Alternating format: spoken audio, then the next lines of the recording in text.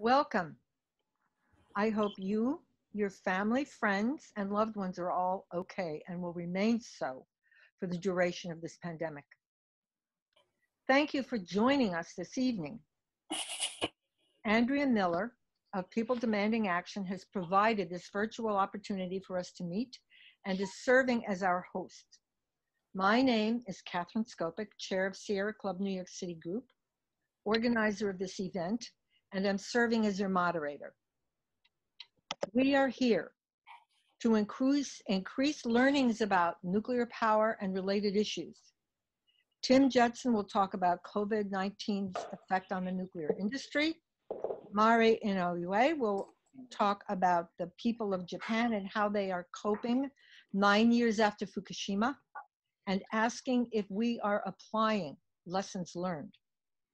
Michelle Lee will address why nuclear power is not the answer to the climate crisis and nuclear power being the cover for nuclear weapons production, as will Alfred Mayer, who will also talk about nuclear health impacts. Come on in here.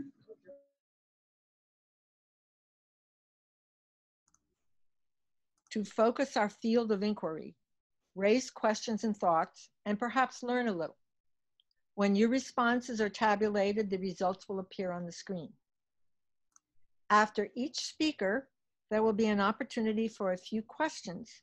Just write them in the chat box to the right of your screen at the bottom. After all speakers have presented, there will be more time for more questions up until closing. Our first speaker is Tim Judson, Executive Director of NIRS, Nuclear Information and Resource Service. If you have any questions about nuclear, go to NIRS, NIRS.org. Tim works both nationally and internationally on nuclear issues. For example, Tim attended and organized international participant anti-nuclear events at the UN Paris Climate Conference in 2015. He holds weekly national Zoom calls about nuclear issues and now emergency the COVID-19 is causing in some nuclear power plants and the nuclear industry. Tim? Thank you, Catherine, and thanks to the New York City group of the Sierra Club for organizing this event. It's really great to see everybody here and hope we can have some good exchange of information and views tonight. As Catherine mentioned, I'm with an organization called the Nuclear Information and Resource Service, which is a national environmental group that was founded in 1978 to be kind of a national resource and information resource and networking hub for the grassroots environmental movement concerned about nuclear power, radioactive waste, and how we can transition to sustainable energy. But I actually come from New York. I got my start doing this work over 20 years ago as a grassroots activist in Syracuse, and then later in New York City, and helped with the fight against the Indian Point nuclear power plant. I've been at NIRS since 2013. To kind of get started, it's really appropriate that we talk about the impact of the pandemic in the context, the impact of the pandemic on the nuclear industry in the context of climate action. As you're going to hear from the other presenters tonight, nuclear power is vulnerable to the impacts of global warming, and it also compounds many of the dangers of the climate crisis. The pandemic has really brought another dimension of that to light, as I'm going to talk about. To kind of start with, when people think about nuclear power, they think about the machines and the iconic structures, and often the dangers of a meltdown and radioactive waste. But we don't often think of nuclear power plants as workplaces, as places where people go to work every day. And with the coronavirus, we really need to change our perspective on that. Nuclear workers are really the front line and the last line of defense for nuclear safety. And right now, they are not being protected by their employers and by the regulators of this industry. That's resulted in some pretty alarming statistics. There's the cases of coronavirus infection are mounting at reactor sites. Just as a few examples, since there's no systematic reporting of the instance of COVID-19 at reactor sites. We're having to rely on anecdotal reports in the media. But just as an example, the Fermi 2 reactor in Michigan, there's potentially up to 300 cases of coronavirus infection out of a workforce of 2,000 there. The Vogtle Plant Vogtle construction site, where they're building 2 new reactors in Georgia, there were over 209 cases reported as of Monday. And at the Grand Gulf reactor site in Mississippi, where they had a refueling outage last month, there was a report leaked by some of the workers that there were over 90 there were 89 workers infected with coronavirus at that time. And what you had to understand is that nuclear reactor sites are generally in rural or suburban communities, and so these are small communities with small populations, and and as we've been learning through the pandemic, really limited medical infrastructure. And so, with these, power plants that are very large employers, nuclear power is very different than just about every other type of electricity generation. Where it takes a few dozen workers to operate a coal plant or a natural gas plant, a typical nuclear reactor site has 600 to 1,000 permanent employees. And so these are really large workforces who work under conditions that make it really difficult to do things like social distancing and sanitation. When workers show up at the reactor site, they had to go through a series of security checkpoints, radiation scanners, bomb sniffers, and these sort of things. And so they're in long lines, waiting to get into the plant, through these security checkpoints. And so we're hearing lots of reports from workers at reactor sites where there's just not any sanitation or social distancing being practiced. And when there's been some instances where reactor owners have tried to adopt some protocols, workers are standing in line for very long periods of time. It's slowing down the process of getting into work. And so the industry seems to be placing expediency ahead of the safety of their workers.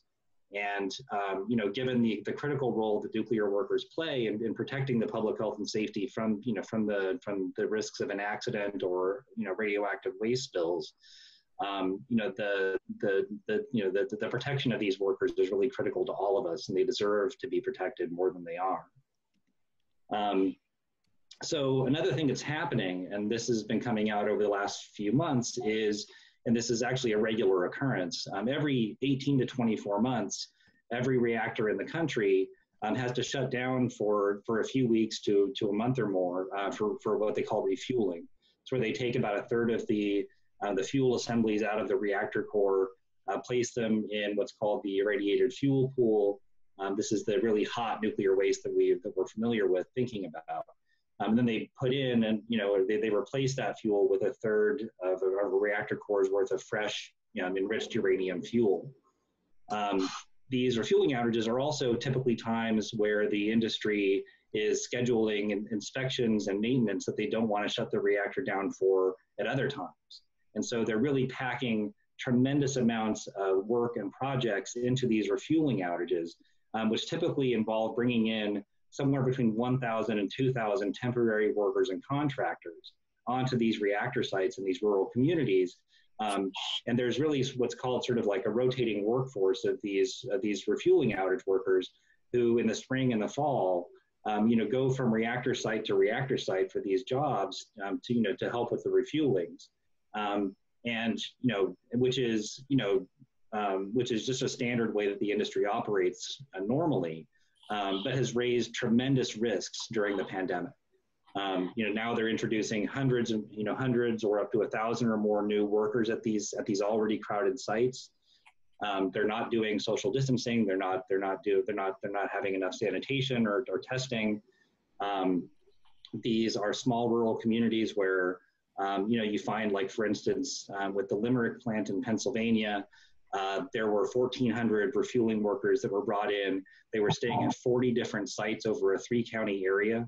And the local officials asked the owner of the plant, Exelon, not to proceed with the refueling until they had better protections, and testing for the workers in place. And the utility company refused to do so and just proceeded with the outage.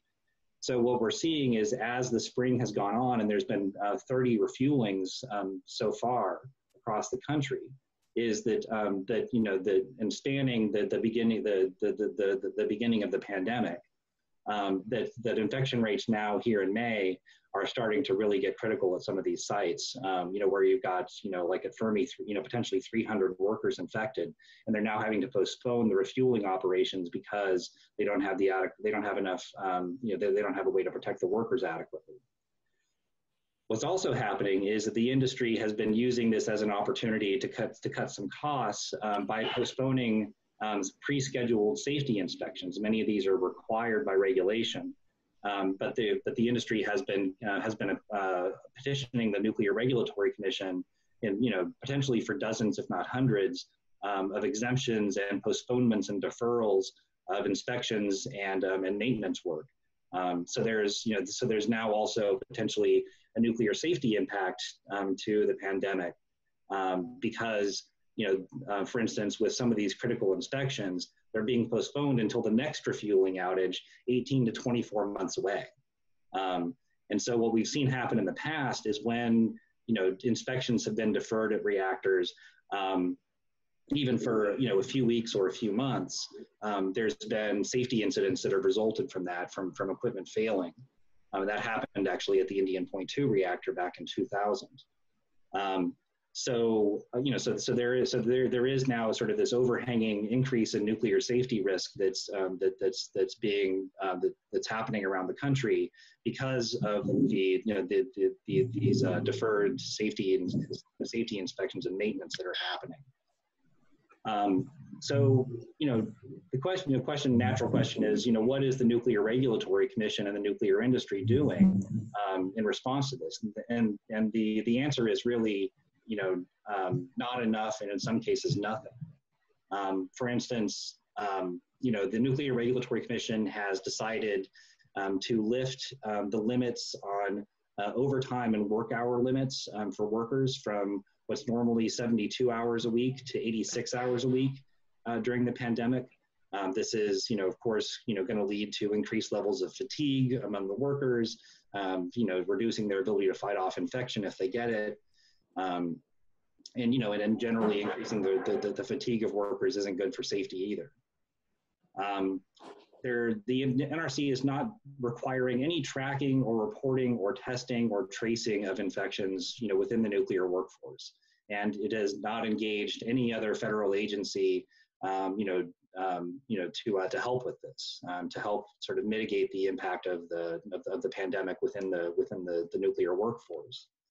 And as I mentioned before, they're also granting dozens, if not hundreds, of exemptions and deferrals for inspections and maintenance requirements for up to 2 years. Another critical piece of this, of what the NRC has failed to do, is that whenever there's a natural disaster or actually a pandemic, the NRC is required by regulation to coordinate with the Federal Emergency Management Agency to have a review done of all of the emergency response plans for affected reactor sites.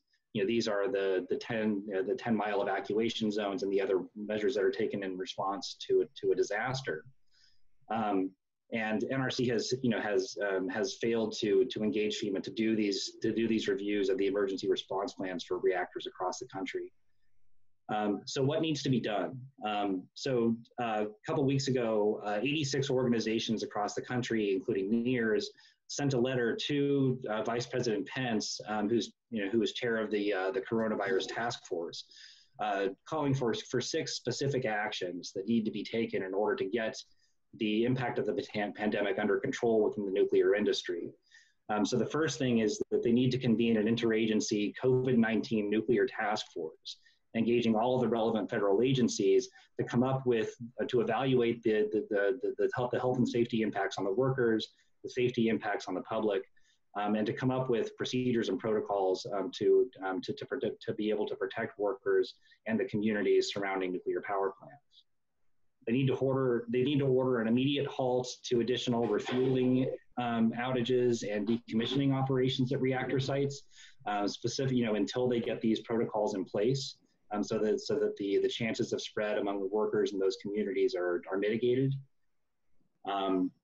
They need to reevaluate the decision to increase the work hour limits for the nuclear workforce in order to, again, protect these workers from, and their health and the safety of the communities. They need to do these disaster-initiated reviews of the emergency response plans with FEMA immediately.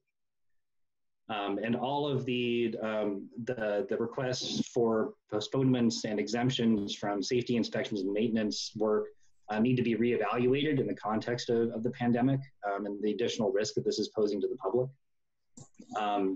And they also need to ensure that any potential safety impacts or the impacts of exemptions that have already been granted are fully mitigated, so that we're not living with increased risk of a nuclear disaster over the next 2 years.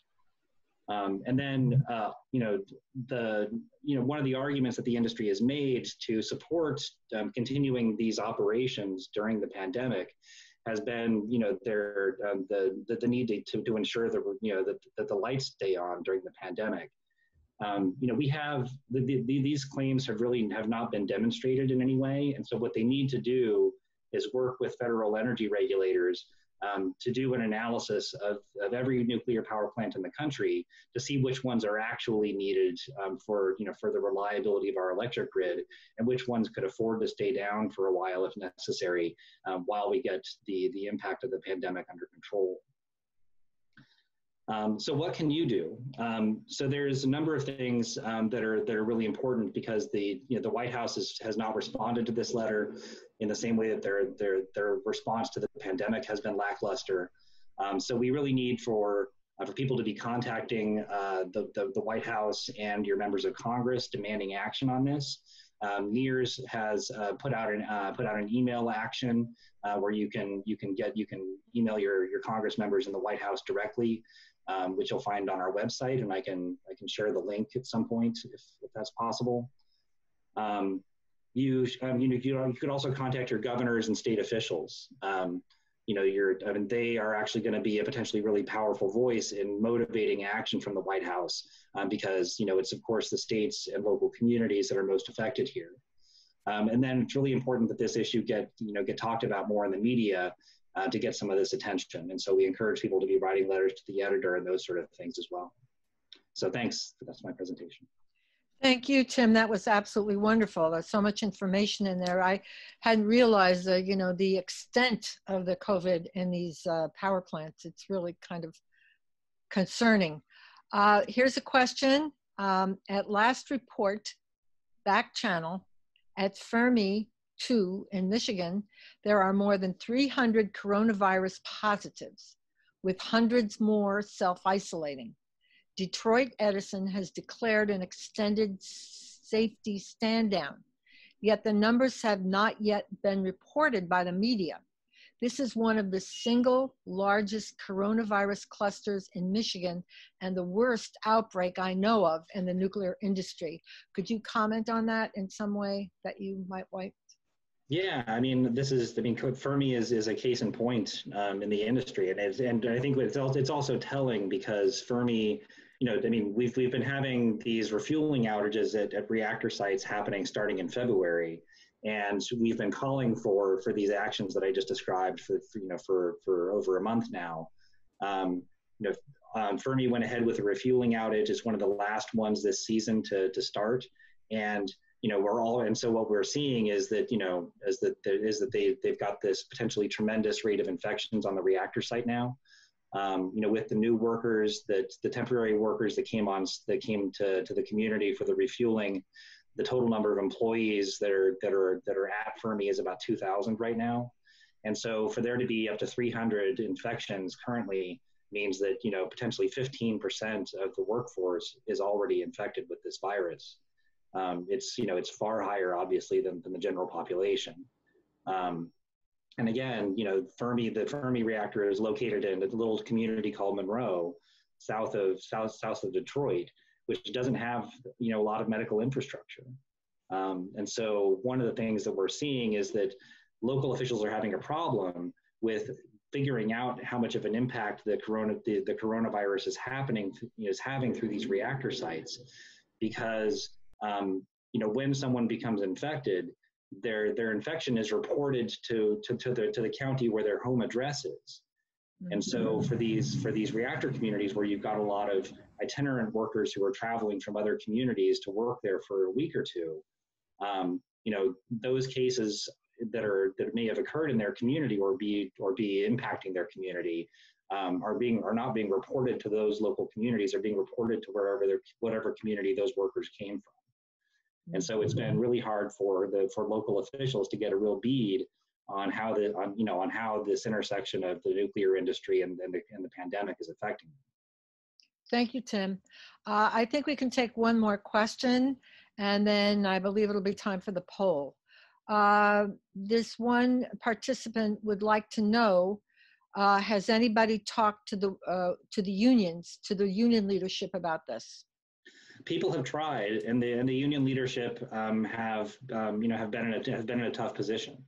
What's been happening is that when workers start asking questions of the reactor owners about the lack of protection and how unsafe they've been feeling, they've been told, well, look, you can stay home if you want, but you're not going to get paid. And so both for the workers that are permanently employed at the plants, and with these contractors who are completely dependent on these temporary jobs that they get, they can't afford to not get paid. And so the unions have, for better or worse, not been speaking out about this, in some ways to ensure that their members don't get put out of work by the pandemic.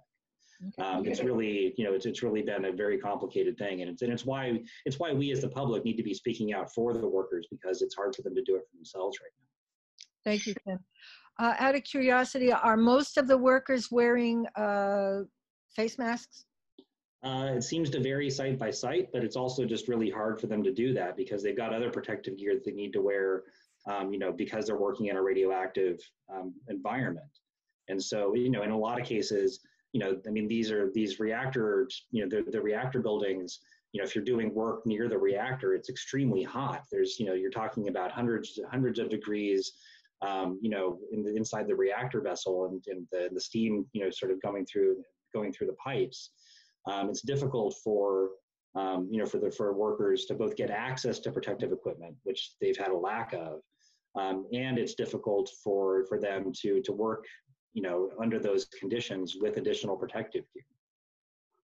Oh, thank you, Tim. And I believe we are going to have, I think we're going to have our poll up now. And yes, thank you. This is a poll that might shed some light on the nuclear issues. So take your time. Some of these will be very fast. Some you have to read a little more. So take as much time as you need to answer the questions.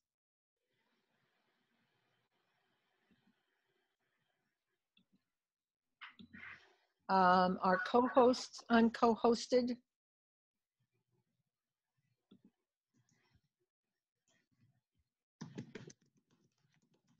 Oh, thank you.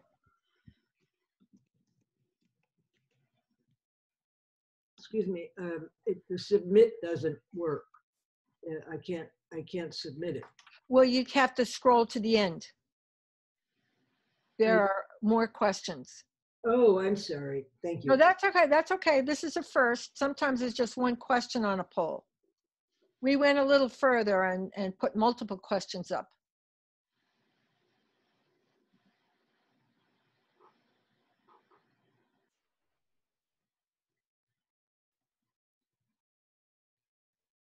I can't see how to scroll or submit. You put the cursor on the page, and then you click on your answer. For example, I'm on number 5. It's either true or false. So then I'll put the cursor on my answer.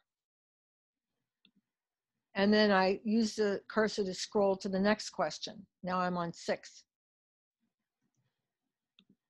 Did that help? Yeah. When you do all the questions, the submit button will turn red and you can click it. I just did it. Right, good, thank you.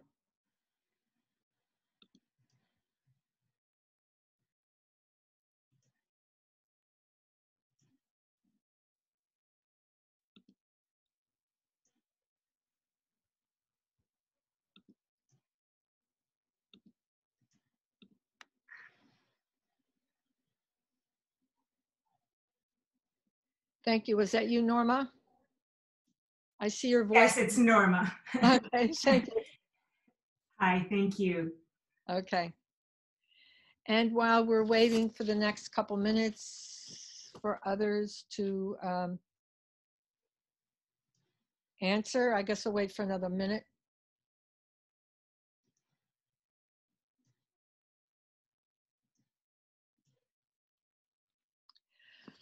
Okay, and Will we get the answers at some point?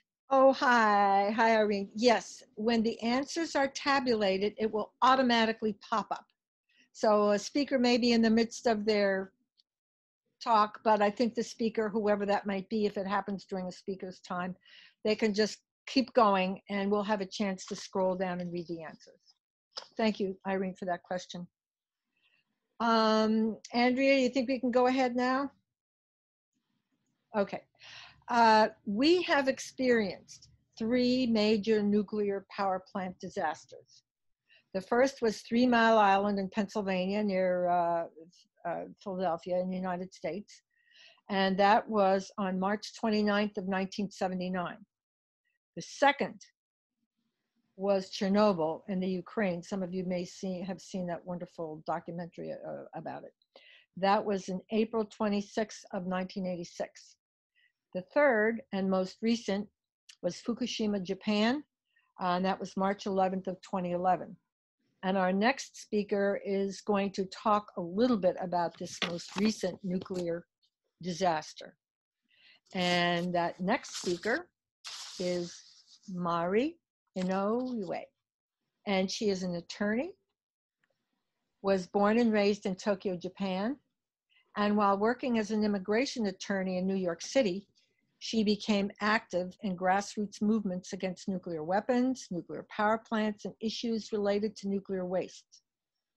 As a co-founding member of the Manhattan Project for a Nuclear-Free World, Mari plays an important role in organizing projects and events to raise awareness about the ongoing grave situation in Fukushima, and to advocate in the United States for the importance of promoting carbon-free, nuclear-free policies in order to protect the most vulnerable groups in our society. In 2011, Mari co-authored, quote, "Opinion on the measures to be taken by Japan and Tokyo Electric Power Company to address the destruction of health, environment, and life caused by the Fukushima Daiichi nuclear power plant disaster," end quote. An opinion paper submitted by a Japanese human rights organization in August 2011, that was about 5 months after the accident. And that this requested the Japanese government to change its policies on food safety, decontamination, evacuation, radiation protection, and all of this and more based on international standards, international precedents, and domestic law in order to protect the health and restore the living environment of residents affected by the disaster. Mari? Thank you so much, Catherine. Can you hear me? Yeah. Oh, Yes. wonderful. Thank Okay. you, Catherine and Andrea, for organizing this event. My name is Mari Inouye. I'm an immigration attorney here in New York, and also I'm involved in a nuclear issue since 2011. I'm going to pull up my presentation, and to avoid any glitches, I'm going to turn off my video.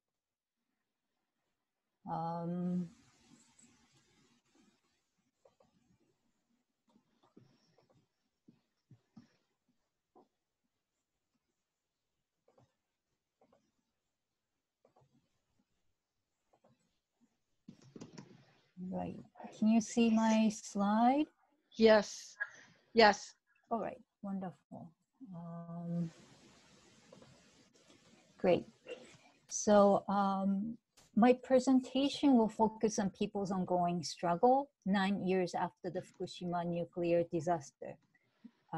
Radioactive contamination in the northeast Japan, including Tokyo, and what it means for Japan to host the Tokyo Olympics in 2021. So what is Manhattan Project for a Nuclear-Free World? It is a volunteer-led grassroots group started in Manhattan in March 2012, which was 1 year anniversary of the Fukushima disaster.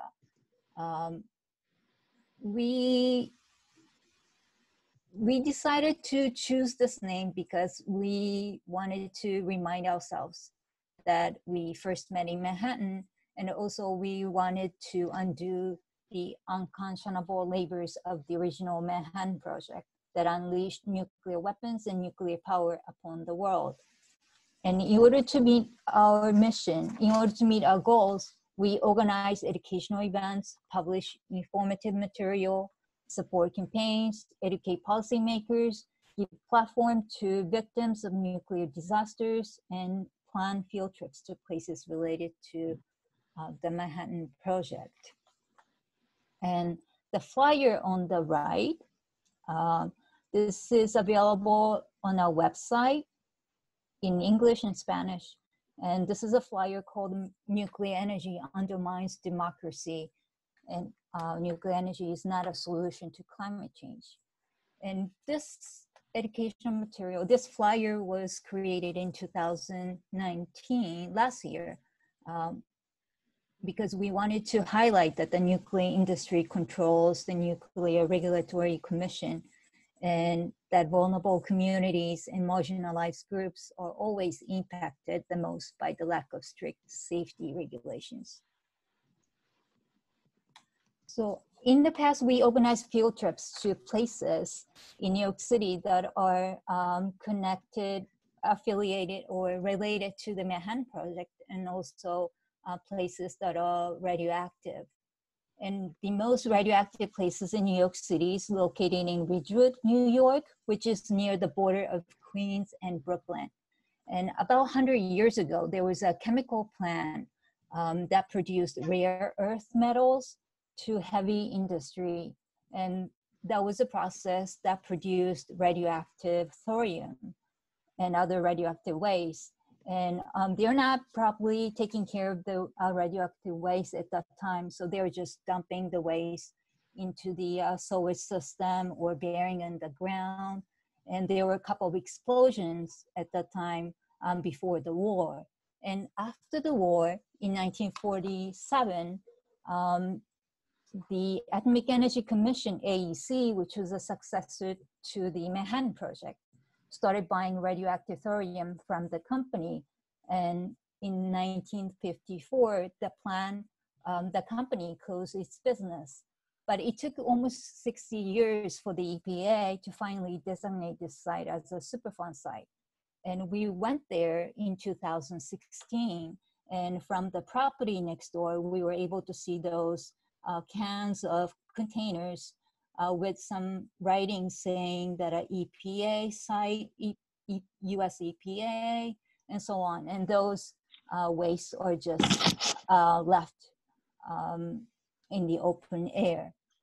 And this site is still highly radioactive, despite 2 inches of lead and 4 inches of steel that were put under the entire block.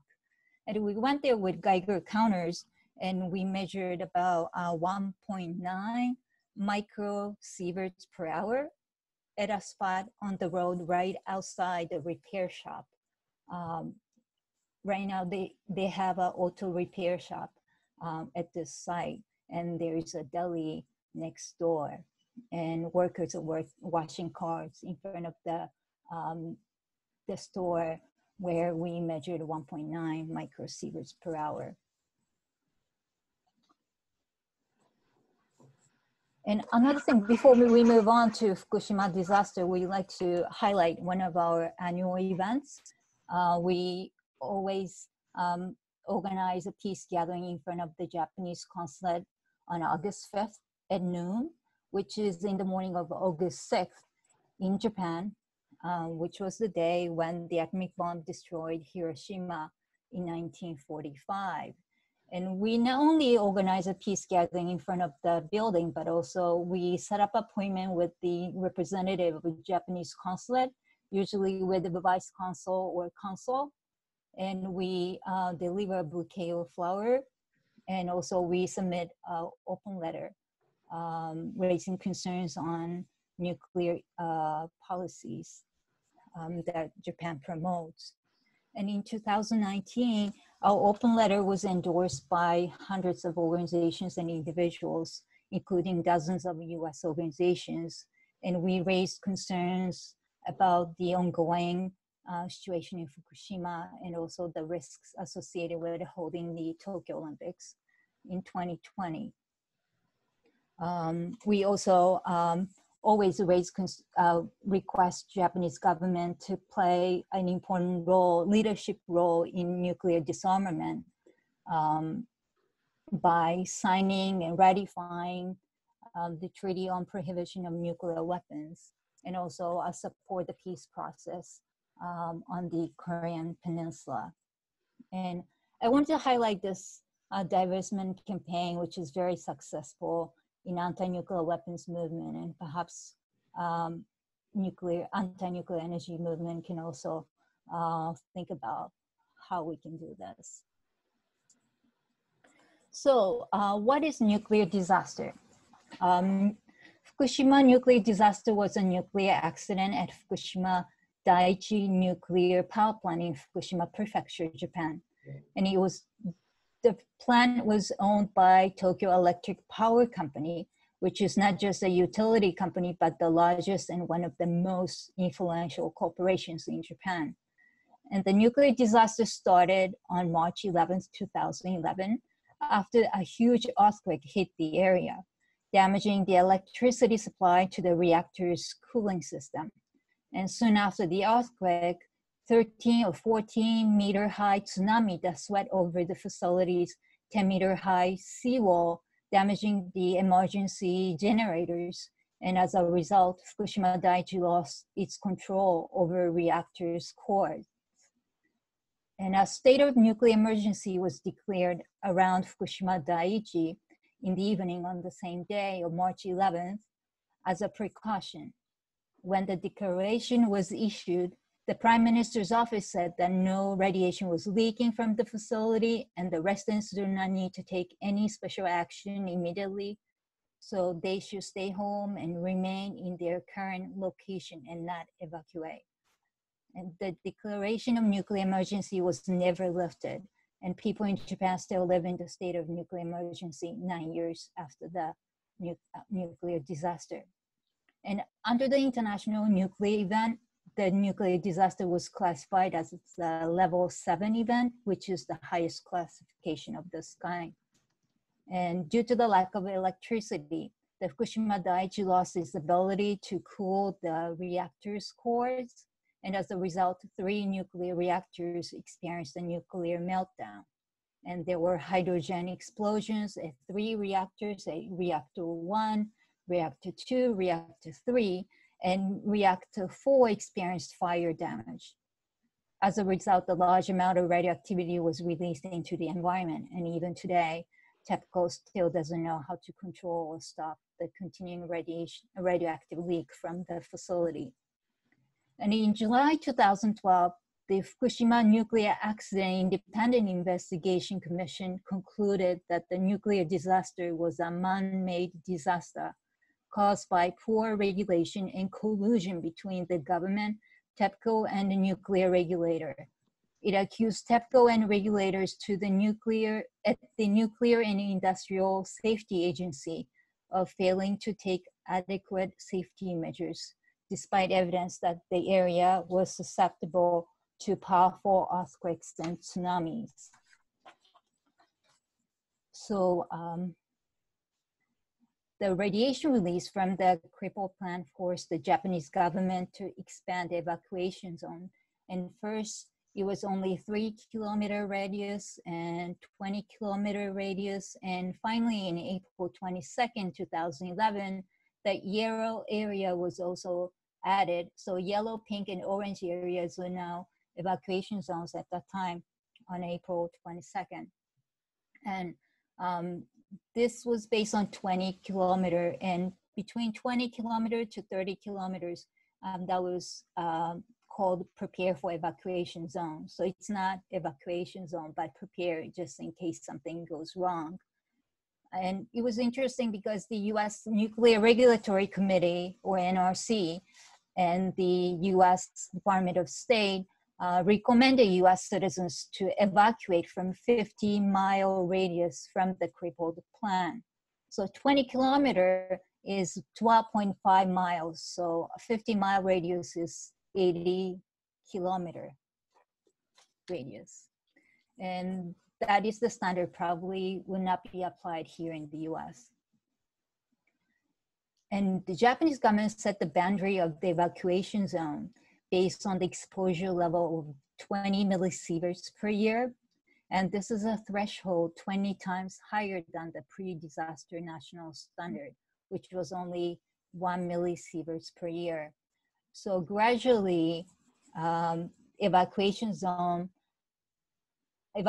orders were lifted. And as of March 10th this year, the evacuation zone is only the pink area on the right side of the map.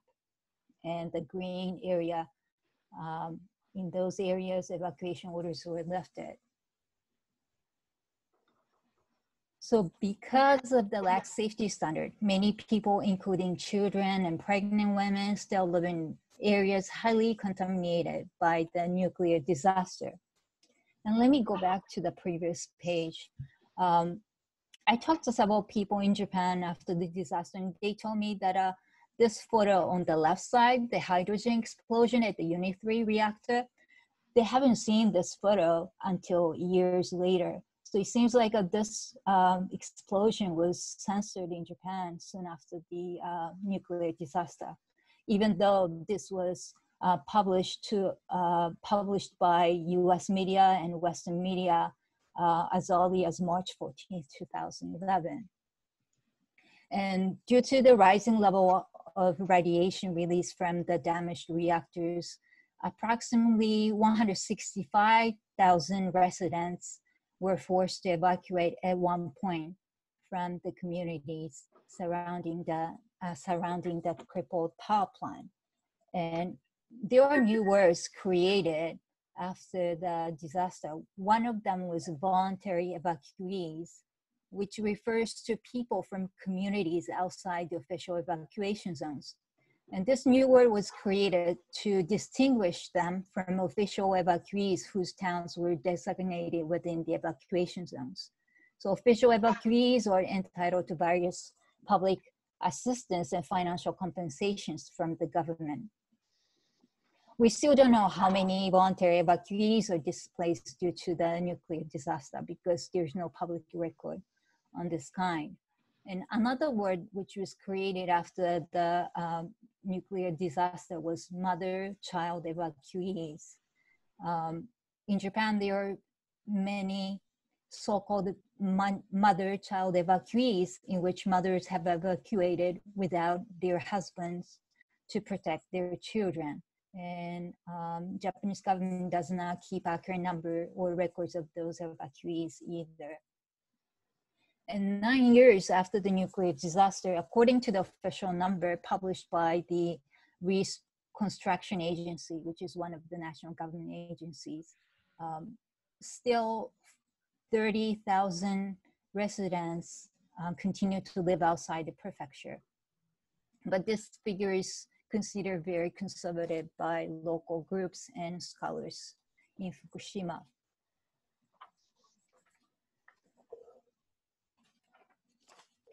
And lifting evacuation orders comes with terminating public benefits for evacuees, such as housing assistance. So recently, the government has started harassing evacuees outside Fukushima Prefecture by repeatedly requesting them to leave public housing. charging double rent, and even suing them in court to force them to give up their place to live. So there were two important anti-nuclear energy movements that have started in Fukushima soon after the nuclear disaster. And one of them was a movement by family farmers in Fukushima. And that was on April 26th, only about 6-7 weeks after the disaster. 160 members of Japan family farmers brought their cows and marched to the headquarters of TEPCO in Tokyo. And family farmers demanded TEPCO clean up their farmland that were contaminated with radioactivity released from the crippled power plant.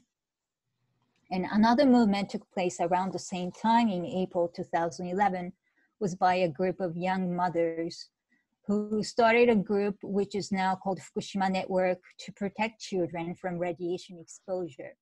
And these mothers are ordinary mothers who just wanted to protect their children from radiation exposure after the disaster.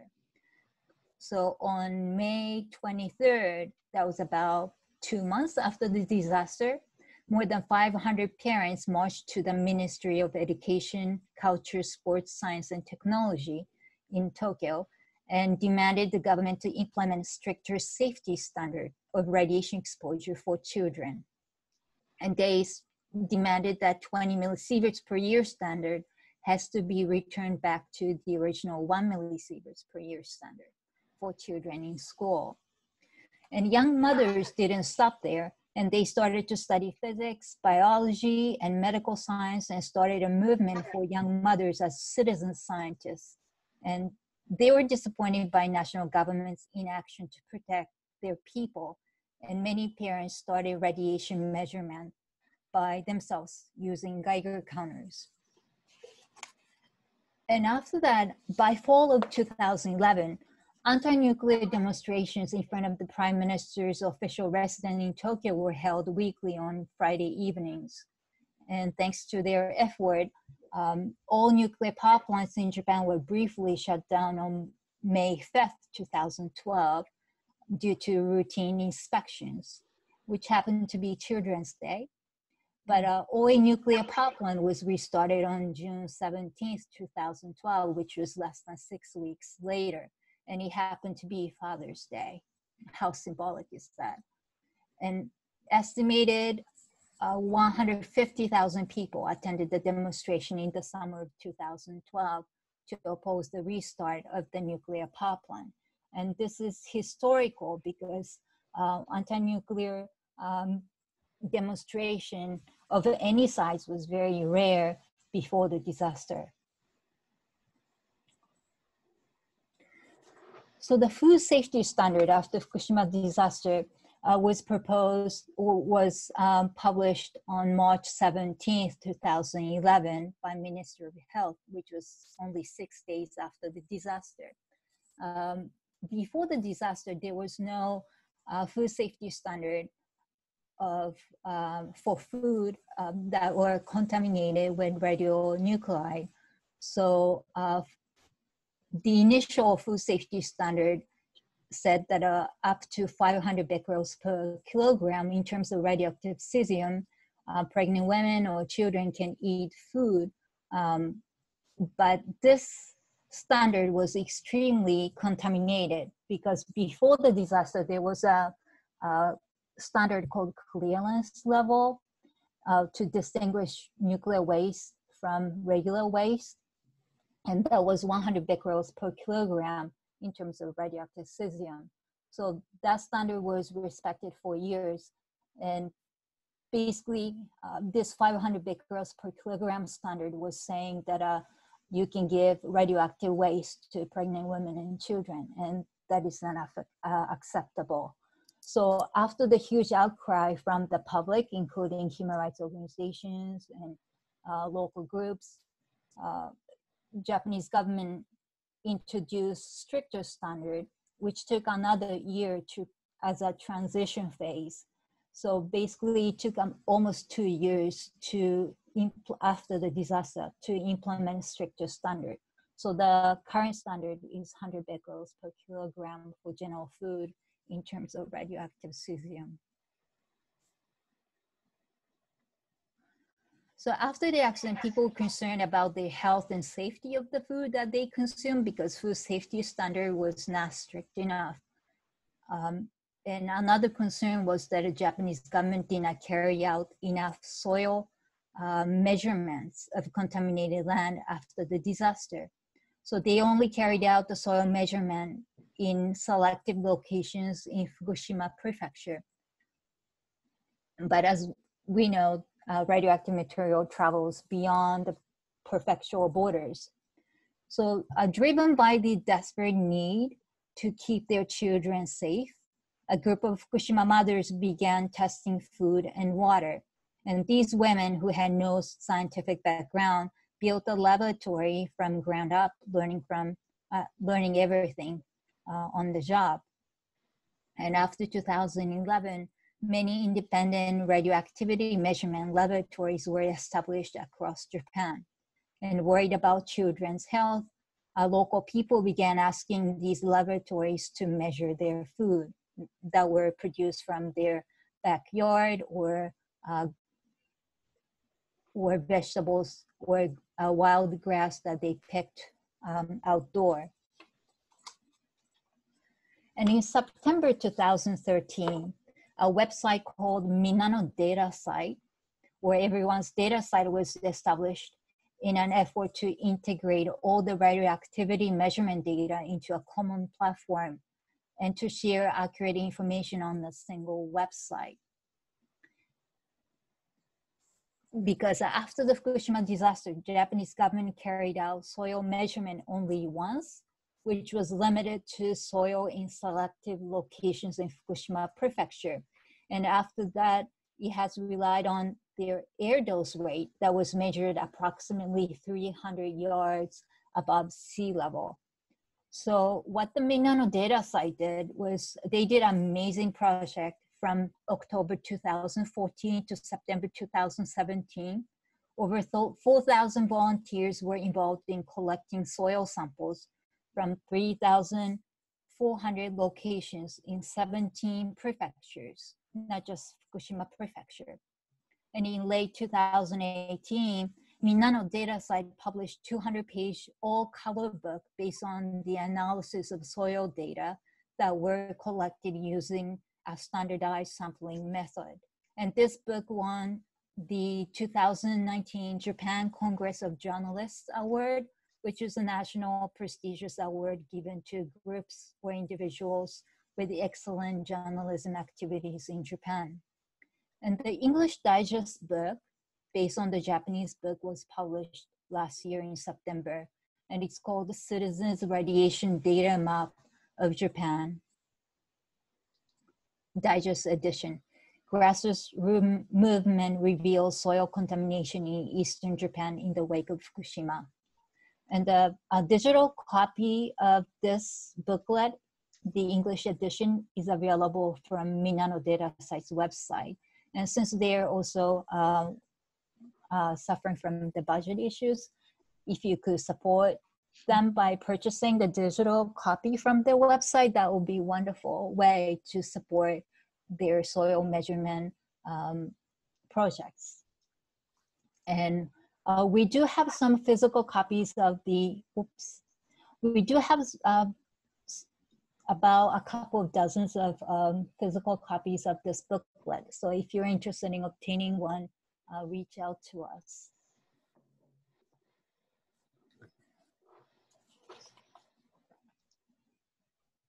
So this is a map also created by Minano Data Site.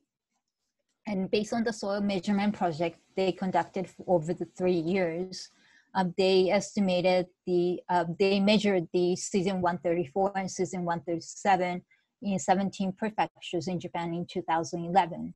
And based on that, they calculated how much radioactive cesium 137 will be there in 2021, 31, 41, and 2111.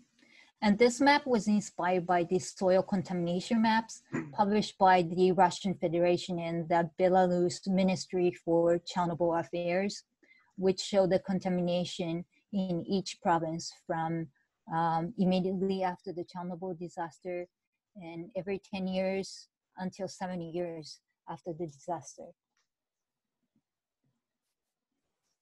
So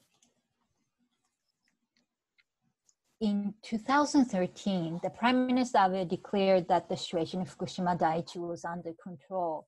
And as a result, Japan won its bid to host the 2020 Summer Olympic Games in Tokyo. And the Olympic Games were postponed to 2021 due to the pandemic, but the decision wasn't made until March 24th this year. And there were a couple of concerns. One is that Olympic torch relay will start from the J Village Sport Complex, which is only 12.5 miles from the Fukushima Daiichi. And this sport complex was used as a hub to decommission and decontaminate Fukushima Daiichi, and radioactive waste from the plant was stored until 2017. And this February, the owner of the Fukushima Daiichi, announced that the 1.03 million becquerel per kilogram of radioactive cesium was detected at the parking lot next to the village. So apparently they forgot to decontaminate the area after using as a hub. And another concern we have is that Japan is going to host softball games and baseball game in Fukushima City, which is more than 150 miles away from Tokyo, and contradicting the name Tokyo Olympics. So if you're interested in learning more or hearing the testimonies by victims of the Fukushima disaster, we have more than a dozen of video clips posted on our YouTube channel. So please go to the YouTube channel and search Mahan Project for Nuclear Free World, and these testimonies will be available. And quite a few of them talk against the Olympics because of the ongoing situation in Fukushima. And if you haven't read this book, there's a wonderful booklet published by Fukushima Booklet Committee. It's called 10 Lessons from Fukushima, which is available in 15 languages. And for those of you who are listening and not able to see this slide, let me read a couple of them. 1, do not be fooled by nuclear power is safe propaganda. 2, during an emergency, the basic premise is to run away.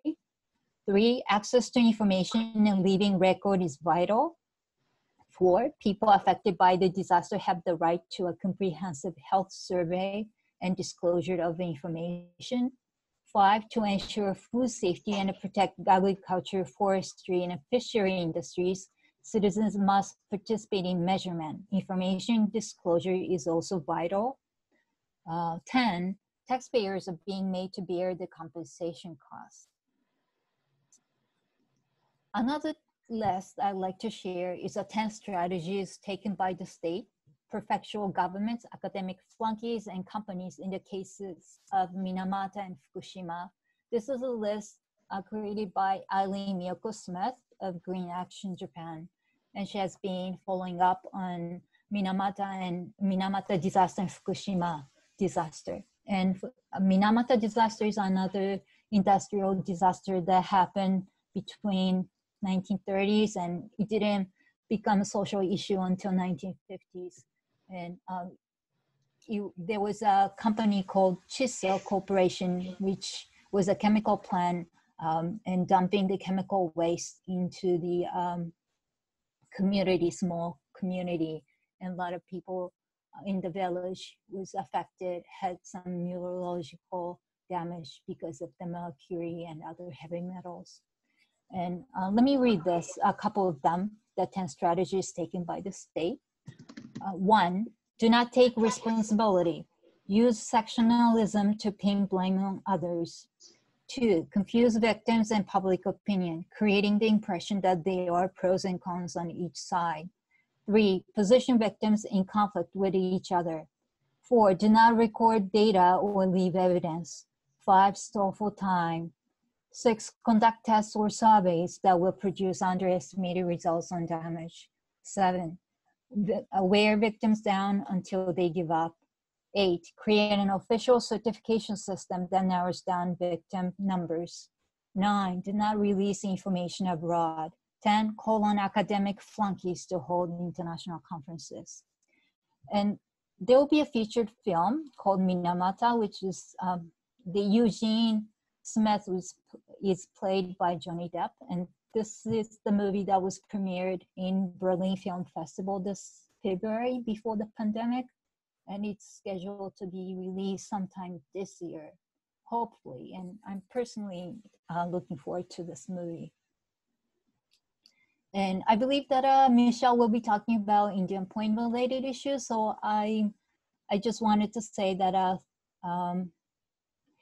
Indian Point, that Unit 2 of the Indian Point was shut down on April 30th this year. And the last one, Unit 3, reactor of Indian Point, will be shut down on April 30th next year.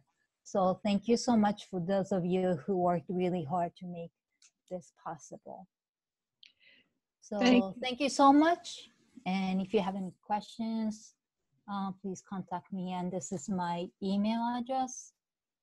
And also, please also find us on Facebook. We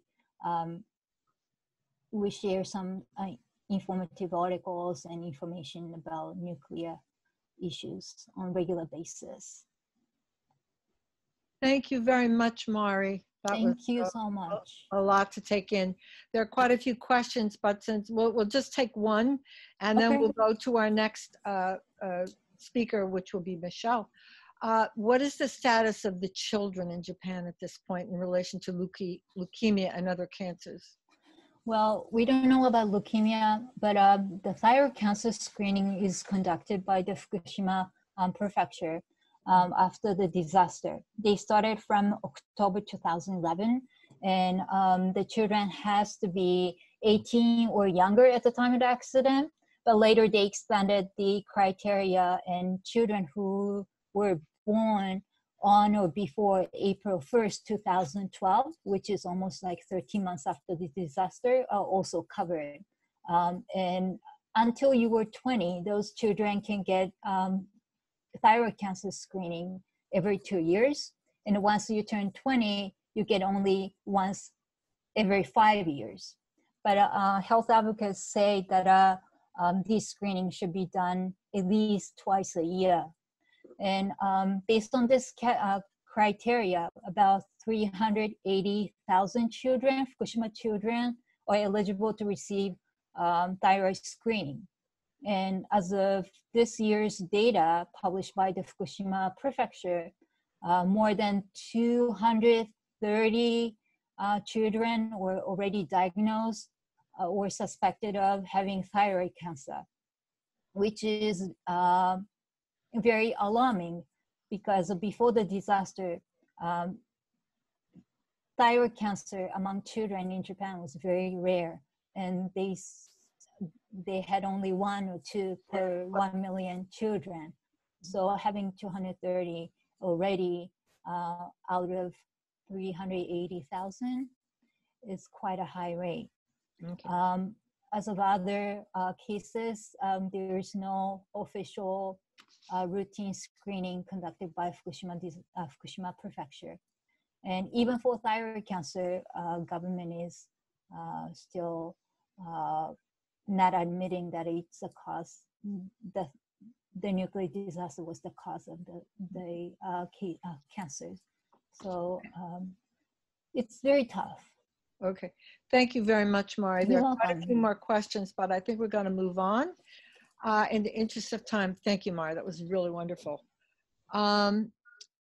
Okay, our next speaker, Michelle Lee, is an attorney, and she is a senior policy analyst with Promoting Health and Sustainable Energy. The acronym is PHASE, PHASE. and she is also chair of the Council on Intelligent Energy and Conservation Policy, the acronym CIECP. Michelle has presented, is Michelle here? Yes, can you hear me? Oh, there you are. Thank you. I didn't know if you, I thought maybe you weren't there for a second. Okay, thank you, Michelle.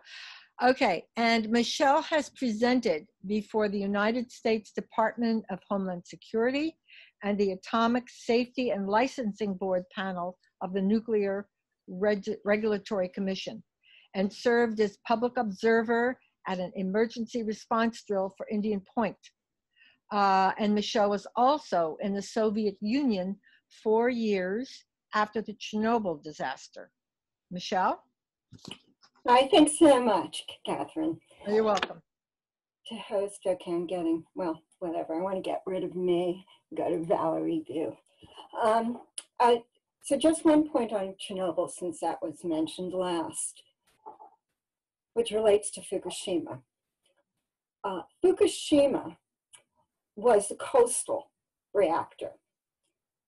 And because winds called westerlies, 80% of the radioactivity blew out into the Pacific Ocean. So that is what saved the nation of Japan. We may have a whole very long-term public health issue with seafood, but the fatalities and other, the extremity of the disaster was really an accident of geography. Chernobyl was an internal plant. It was in the middle of the country in Ukraine, in the breadbasket of Ukraine, and over 1,000 square miles are still uninhabitable and will be deemed uninhabitable for the remainder of this century and possibly very well into the next and the next, okay? So that is really the scale that we're talking about when you have a disaster. And the fact that the nuclear industry understands this is evidenced by the fact that it will not self-insure, that in the wisdom of Congress in 1950s, when nuclear was in its infancy, came up with something called the Price-Anderson Act, which puts the vast amount of the liability and the cost of dealing with an accident on us, the shoulders of the taxpayers of America. So that was 1957, because insurance companies, the independent arbiters of risk, who don't have any, horses in the race, wasn't going to go near nuclear. Fast forward over half a century, the insurance industry still won't take nuclear. I think that says a lot. And the nuclear industry itself will not self-insure. So I think that's all you need to know about the actual assessment of safety issues. What about waste? Waste generated by nuclear power. Same thing. Decades ago, the Congress, God bless them, decided that the American taxpayer, through the Department of Energy, would be responsible for the permanent disposal of high-level nuclear waste. Fast forward decades and decades and on, here we are. We're still responsible financially, and there's no permanent disposal site, but they're trying to create an interim site that may end up being there for permanently, but even the license, the Holtec, which is trying to get a license for the site in New Mexico, acknowledges, maybe a century or so, but, what the heck, right? And of course, they want the Department of Energy money to pay. So that I think sort of deals with all we need to know really about safety and waste from a point of view of what the real cost benefit calculations are on behalf of the industry themselves. Because, hey, we're environmentalists, what do we know? I want to pull back a little, because I'm hoping at least that the people on this call are all individuals for the most part, even the ones from the nuclear industry who may be watching, really want to create a sustainable planet, and we're all in this together. We're all in this together. And if the COVID crisis isn't showing that, honestly, I don't know what is. You know, and what we have to do really is pull back and say, what kind of world do we want? What kind of world do we want? What kind of world now that's sort of being wiped away do we want to create? And we want to create jobs. The people in the nuclear industry are highly skilled. They're qualified to do so many different things. They're pipe fitters, they're electricians, they're chemists, they're physicists. The intellectual power and the skill and the dedication of the actual online nuclear workers is waiting to be harnessed, just as much as the actual energy from the sun and the wind and the waves and the tides and geothermal and you know, all the other potential renewables are waiting to be harnessed. So you really have to think of why? Why aren't they? Because it's not about what workers want. And by the way, I don't think too many coal workers would be really upset about coming out of mines to work on solar power, putting up panels, or using their skill sets to put up. They're used to going, you know, into difficult spaces, as are the nuclear workers. They're used to taking risk. You don't think they'd be very, very happy if there was funding, if there was public support, if there was policy support behind them, you know, to get out of the areas where there's radioactivity and they have to have Geiger counters, or where they get black lung disease? You don't think that they would be on board with that? So it's not the workers. What we're talking about, honestly, and let's acknowledge this, and this is a bipartisan issue that's gone on, you know, virtually my entire lifetime, which is slightly getting long at this point. Let me just point out one thing that's really important. A lot of people in the environmental area tend to be a little siloed, just like every other field, right? You know, where the anti-nuclear group and the anti-pipeline groups and the fossil and the climate change, and everybody sort of comes together for climate march, but then everybody goes back to their little, you know, nonprofits and works on their very narrow focused issue. But all of these things are absolutely intricately tied together. And one of the ways that they're tied together is actually in the industry itself. Because the idea that nuclear power and fossil fuel, particularly natural gas, are not joined at the hip is actually false. It's the same industry. In the United, that's true globally, but particularly in the United States. Every single nuclear operator in the United States operates natural gas plants. Now, some of them are getting rid of the coal plants because coal is having, you know, as everybody probably knows, you know, dying off. But no, the nuclear operators are they're all the parent corporations, right? How does this work? You have parent corporations that then spawn off dozens and dozens and dozens of subsidiaries, most of which are limited liability corporations, which is very cute because then when a liability corporation can't pay, then they just go bankrupt and the parent corporation trots merrily along. Let me just read something from a presentation by Exelon, one of the Exelon executives by the name of William A. von Hoene Jr. This was given to the United States Energy Association annual membership meeting in 2014. I'm going to quote. In some regions of the country, subsidies like the PTC and state renewable mandates push wholesale energy prices even lower by oversaturating the market with wind. For example, in Illinois, wind is, quote, artificially suppressing energy prices.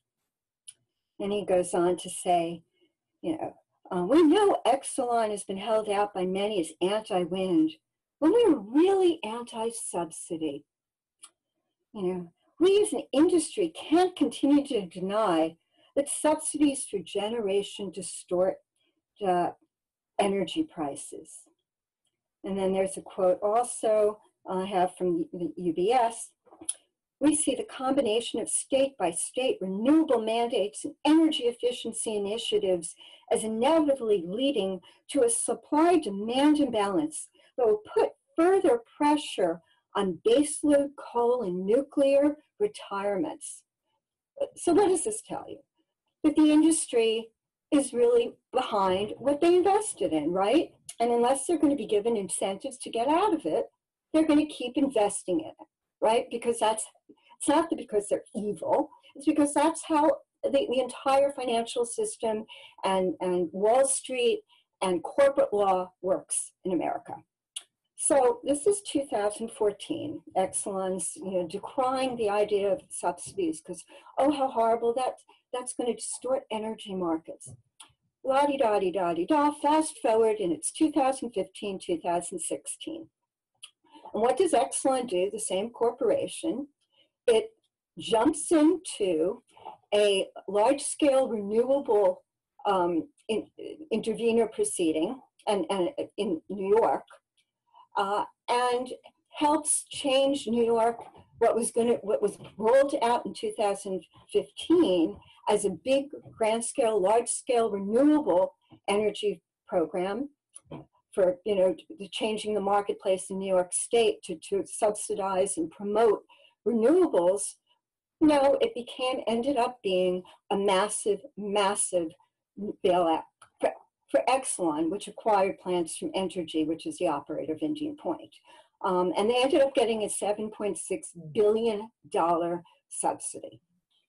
So another little interesting fact coming across, U.S. Congressional Research Service report came out in June 2018.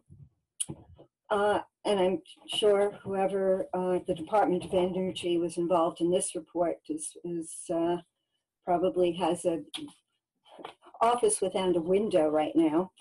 But it revealed that over 70% of Department of Energy R&D, research and development money, for the entire history of federal research and development, starting after World War II, through till 2008, fiscal year 2008. So 1948 to 2018, 70% went to nuclear power and fossil fuel, 70%.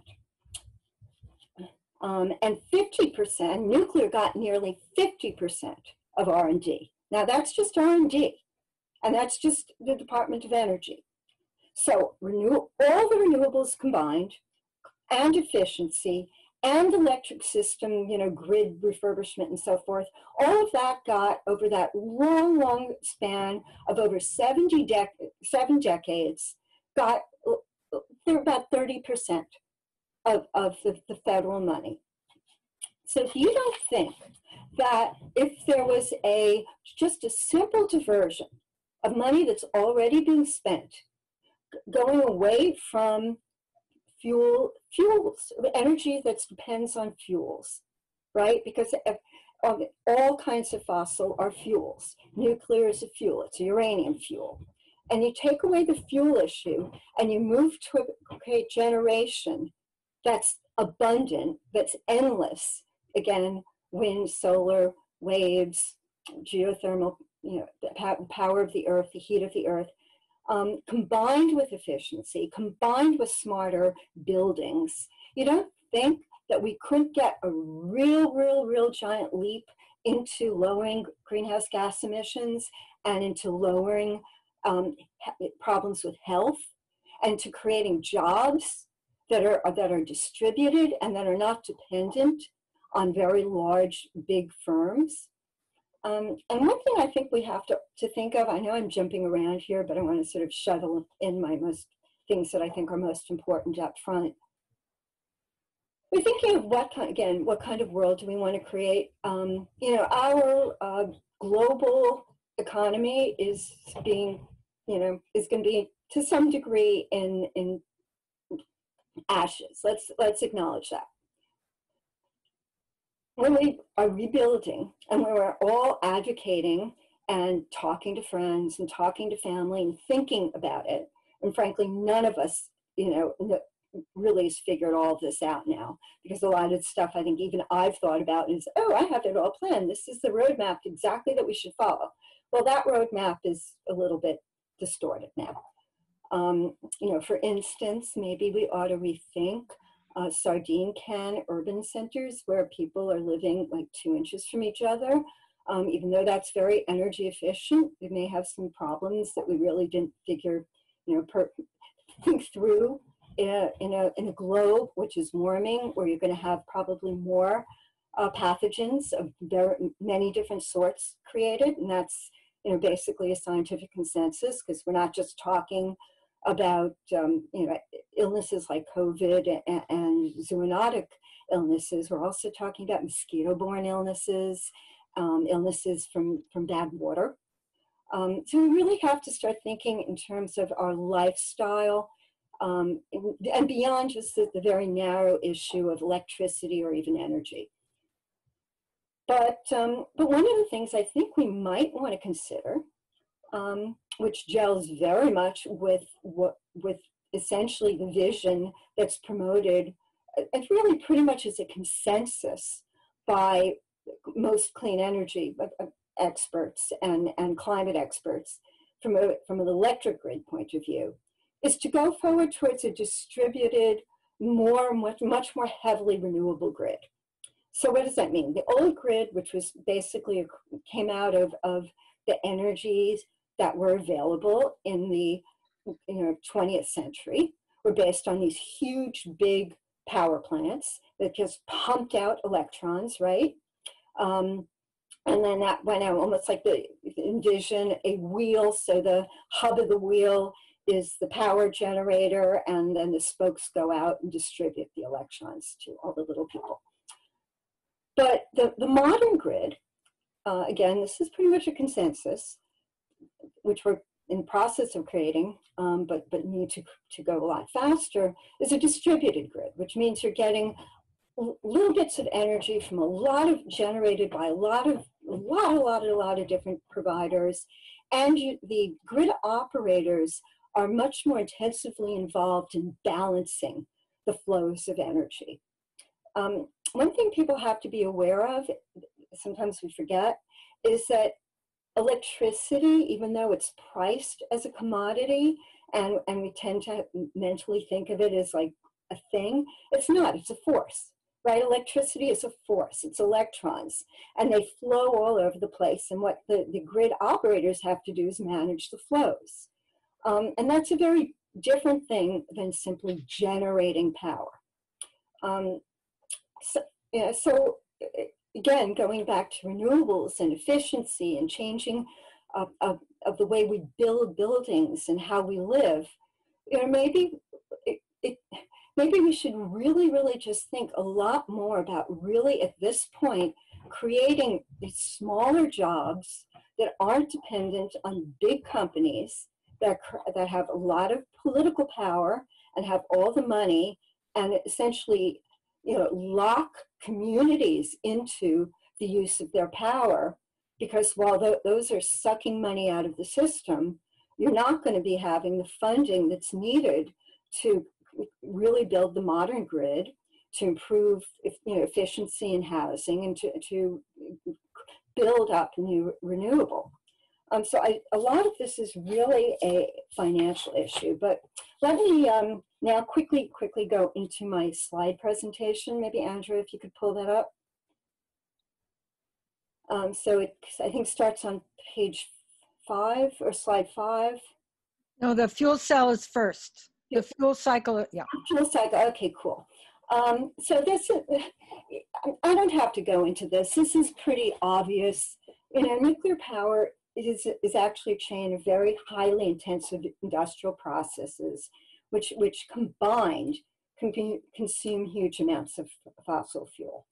And by the way, also produce, particularly at the front end stage, a lot of really, really hazardous, dangerous, toxic emissions in the community areas, which are, as many people I'm sure know, out in the United States. Those are located in the American West. They're in New Mexico, and particularly New Mexico and Arizona, on Native American reservations, Navajo particularly.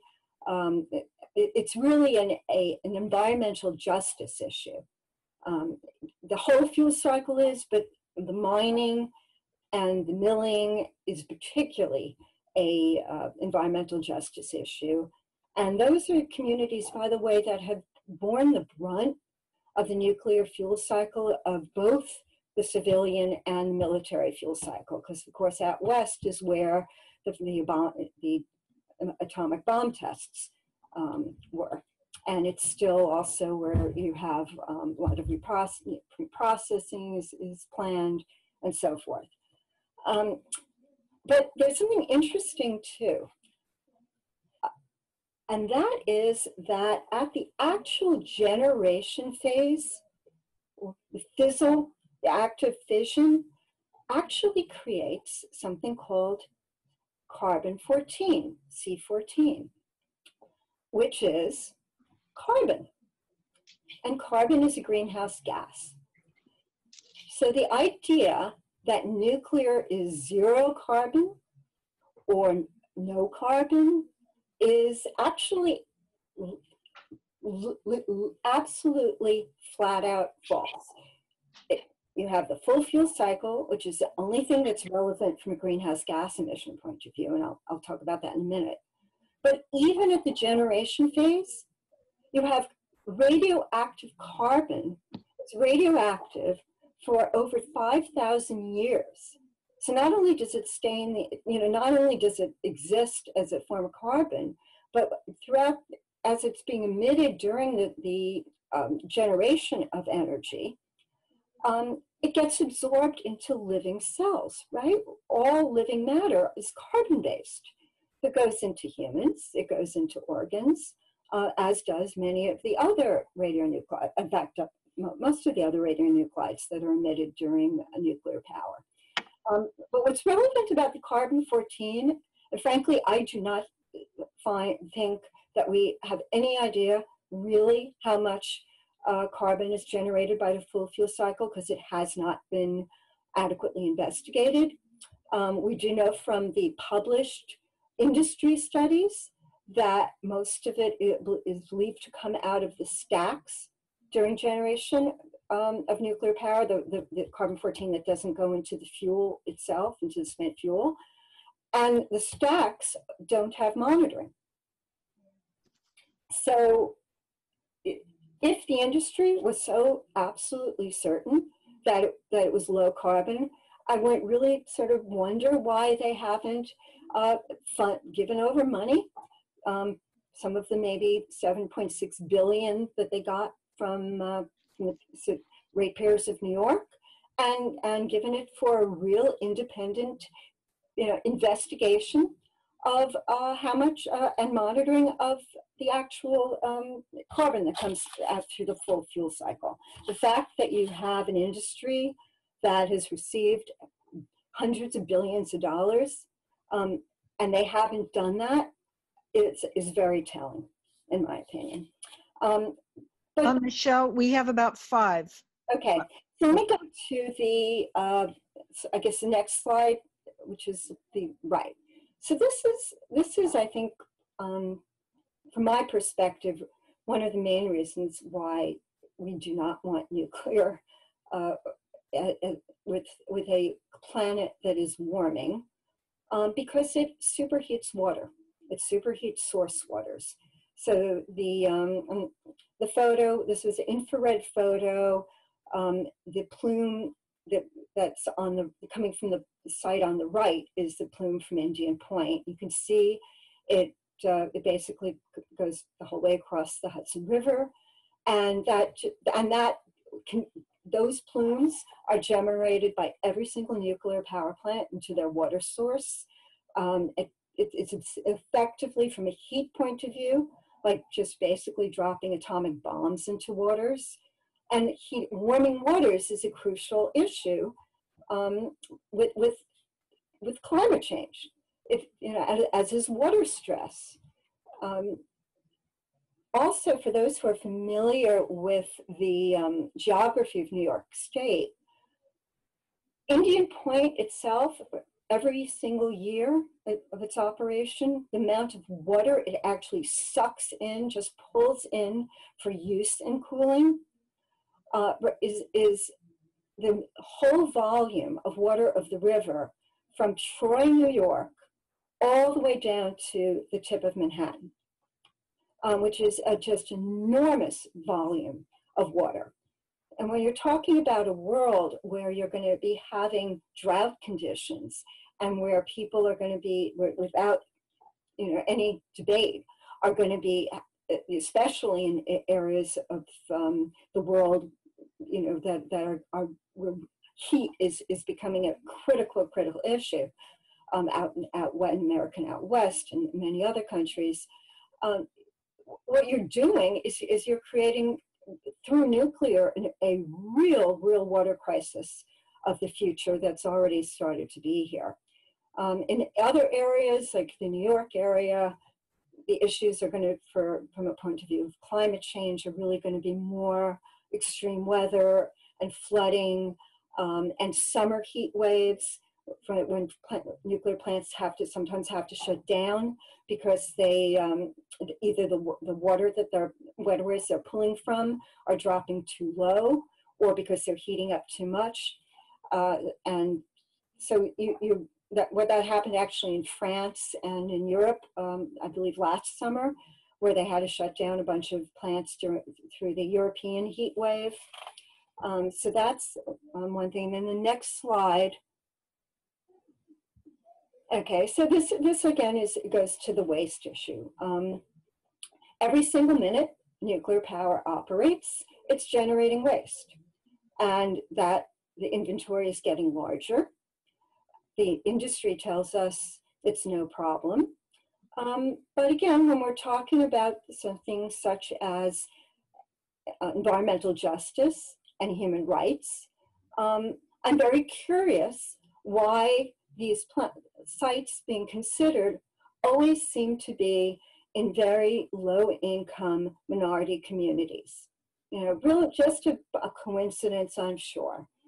The New Mexico site that Holtec is now aggressively moving to open, with the filing public comment deadline, by the way, July 22. We'll talk about that at the end of this presentation. Is a very majority Latino, Hispanic area.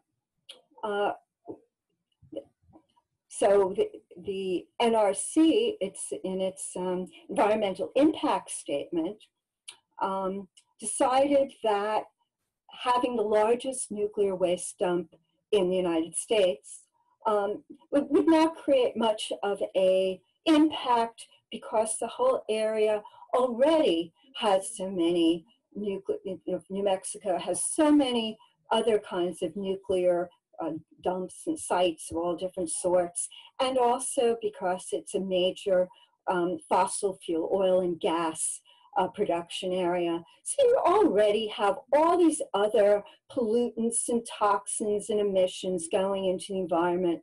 What's a little bit more? And I'm being a little bit, caustic in my way I'm presenting, but that's essentially what they are basically saying.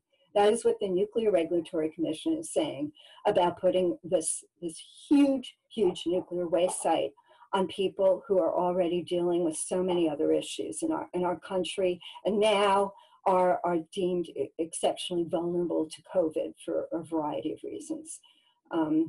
Other attempts of nuclear waste dumps tend to always focus on Native American communities. So for the environmentalists out there who are also usually concerned about environmental justice issues and fairness and equity. I think it's very important you keep these things in mind. Thank you. That's it. Thank you, Michelle. Thank you. That was wonderful. A lot of food for thought there. In the interest of time, I think we are going to go to our fourth speaker. And if we have time remaining at the end of Alfred's presentation, we can take a few Q&A. Thank you, Michelle. You covered a lot of ground. Good job. Okay, and before I introduce Alfred, I just want to say, speaking of renewable energy, I'm sitting in front of one of my paintings. It's a 5-foot diameter tondo with, as you can see, wind turbines and solar panels as well. So I am a fan of solar, renewable, and I also believe we could, with you, Michelle, that we could totally go to renewable, almost 100%, and not deal with fossil fuel and nuclear. Okay, and one other teeny thing I'd like to say before I introduce Alfred. You may not be able to see it, but I'm wearing a garland, and this garland is made up of little tiny origami cranes, each one representing peace. And this garland was given to me and made by Hibakusha in Hiroshima, Japan in 1986. And a Hibakusha is a person who, oh yeah, you got your cranes too, yeah. A person who survived the dropping of the bomb in Hiroshima. So this is one of the most precious things I have, and it's a constant reminder of our responsibility to work to never let this happen again. And a person, next speaker, who's going to maybe tell a little bit about that connection between nuclear power plants and the production of nuclear weapons is Alfred Mayer. And Alfred Mayer is with Physicians for Social Responsibility. He is our next and final speaker for this evening. And Alfred and I have worked together on, and others, of course, on several occasions, most recently in meetings with Congress, our congresspersons and senators in Washington, D.C., regarding decommissioning and the disposal of nuclear waste, as Michelle was talking about, which is getting to be a huge problem for us. So Alfred will shed light on the connection between nuclear power plants and nuclear weapons productions. Alfred, you've got the stage. Thank you very much, Catherine. While I'm proud to be an active member of Physicians for Social Responsibility, and encourage you to visit the website, psr.org, and consider joining PSR's physicians, healthcare workers, and concerned citizens, my remarks tonight are my own personal perspectives. Hearing about COVID-19 at nuclear reactors, the ongoing struggles with nuclear contamination in Japan, and the dangers of nuclear waste can seem a bit like hearing descriptions of different parts of the same big nuclear elephant. And yet, COVID-19 and nuclear energy are based on tiny, unseen particles and viruses and ionizing radiation. So I'm reminded of the quip, if you don't think small things are important, clearly you've never spent a night with a mosquito. So this evening, I want to speak with you about 3 topics. One is the public health concerns regarding nuclear power. Number 2 are the practical questions regarding the capacity of nuclear power to address climate change. And thirdly, the essential link between civilian nuclear power and our nuclear weapons and our nuclear navy. And right off the bat, I'm going to give you a summary of my answers to those questions. So you don't have to wait for the whole presentation. Here's the summary. Regarding public health concerns, nuclear power is dirty and dangerous to human health. Every step of the nuclear fuel chain adds radioactive contamination to our communities, including the high-level nuclear waste that is dangerous for millions of years. Extracting uranium from the earth, processing it, and then fissioning it in a reactor in order to boil water To make electricity is neither clean, nor green, nor healthy. Number 2, can nuclear power address climate change? The nuclear power industry does not have the capacity to significantly impact climate change. They can't build enough reactors fast enough to address climate change, especially if you believe that we have only a few years in which to make big changes. The current new builds reactors in Finland, France, and the United States are all way behind schedule and way over cost. The much touted new generation of fast reactors is largely an old idea on new paper. They would require decades of development to determine if they are feasible, after which time production could commence. So again, I ask, how much time do we have to address climate change? And thirdly, the nuclear power links to nuclear weapons. Reactors were conceived of, built, and operated to produce plutonium for atomic weapons. Using the heat in the cooling water to produce electricity, it was a secondary thought. The security and nuclear industries today openly describe the essential role civilian nuclear power plays in providing the capacity for nuclear weapons in our nuclear navy. The new designs for small modular reactors, for instance, are not so much for Kansas as they are for nuclear submarines. Said another way, nuclear power can't help address climate change, but it can pollute our environment, degrade our health, and support new nuclear weapons. Now, for some of the details before I take questions. Regarding health impacts of nuclear power, let's begin with the 2006 National Academy of Sciences Report Number 7 on the biological effects of ionizing radiation. Ionizing radiation is how the atom is split. This report states that all exposure to ionizing radiation increases health risks and that all exposures over your lifetime are cumulative in effect. In some cases, like Diné or Navajo uranium miners in the southwestern United States, their lung cancer was clearly linked to uranium mining. Furthermore, they brought the dust home on their clothes and shoes, and huge piles of radioactive mine tailings have been left uncovered and adjacent to their communities, fostering further contamination and health consequences.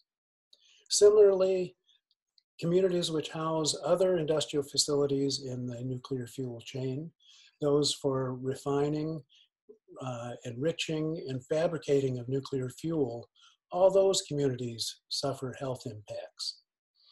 There are medical studies which link proximity to a nuclear power reactor with childhood leukemia incidence.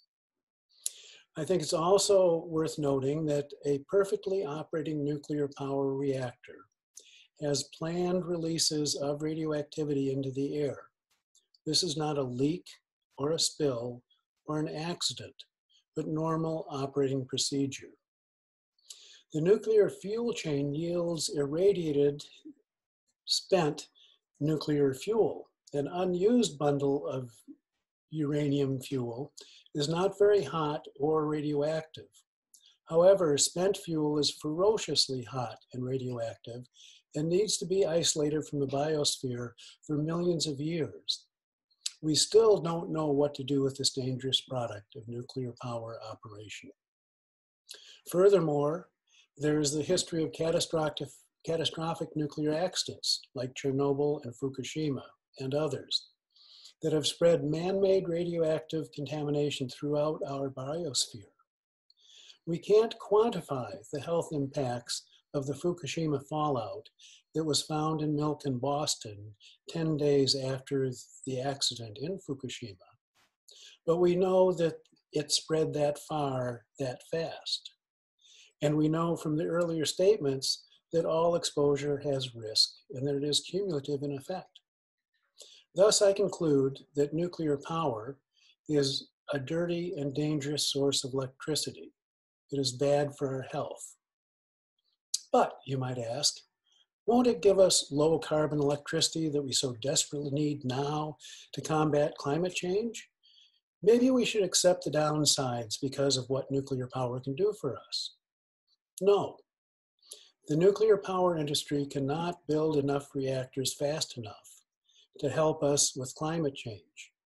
The 2 new reactors at the VC Summer site in South Carolina were canceled in 2017 after 10 years of construction and $9 billion of ratepayer money being spent. Plant Vogtle Reactor 3 in Georgia is struggling to meet revised completion schedules, and European reactors are experiencing similar problems. Hinkley Point C reactor now has a price tag of $28 billion and is at least 5 years from completion. There is enthusiastic sales talk of new generations of reactors that will be so much better and safer than current designs, but these exist only on paper. Past experience with the ideas for fast reactors, for example, has been very problematic. So we don't know if or when these new models will be ready to begin production, much less when they might go online. Once again, I ask, how much time do we have for action on climate change? A number of decades? Or is it really just a few years? Nuclear power, thus, is not available for climate change duty. However, nuclear power academic and industrial infrastructure support and facilitate nuclear weapons production, as well as the nuclear navy. It is not very socially acceptable to advocate for lots more atomic bombs, but solving climate change with the nuclear power sounds pretty good. Nuclear power and nuclear weapons share much of the same industrial infrastructure, with nuclear weapons being a specialized application of nuclear technology. Ernie Moniz, who was President Obama's second Secretary of Energy, in 2017 published a report detailing how national security, by which he means nuclear weapons, depend on the civilian nuclear power infrastructure. You can find this report on the Energy Futures Initiative website. On the Nuclear Energy Institute's website's page on security, it makes a similar claim that, and I quote, "A strong US nuclear energy industry is essential to our national security," unquote. While I appreciate the honesty of these messages, they concern me because they make clear that nuclear power electrical production is not the endpoint. Rather, the nuclear power goes into the production of nuclear weapons. The role of nuclear weapons in our national security is not the topic of tonight's discussion, so I will not go further than to say that nuclear weapons, like climate change, are existential threats to our existence here on Earth, and that even a small nuclear conflagration, say between India and Pakistan, who are fighting daily in Kashmir, could lead to a decade of global cooling that will diminish food supplies by 10%, leading to the likely death of 2 billion people. PSR's Nuclear Famine Report details this scenario. What is important to understand is that supporting nuclear power supports nuclear weapons. I argue that this is the main function of nuclear power. If the occasional reactor can come online, that helps maintain the illusion that there is a future for the dying nuclear power industry, and that there is a happy face to nuclear activities. President Eisenhower's 1953 speech at the United Nations about atoms for peace was an attempt to give nuclear endeavors a bright, beneficial side after the horror of the bombings of Hiroshima and Nagasaki. To say that nuclear power will help solve climate change is the contemporary happy face for the dirty and dangerous nuclear weapons endeavors in play today. We need to make fully informed choices about sources of electrical production. Thank you very much. Thank you, Alfred. That was wonderful. Yes. And on time. That was absolutely excellent. We don't have too much time for questions, but we can take a few. And the first one is a comment with a question coming from one of our participants. Germany is the 4th largest economy on Earth. If they can shut their nukes by 2022 and reduce greenhouse gas emissions by 85% by mid-century, we can too. We have so much more renewable potential in the US than does Germany.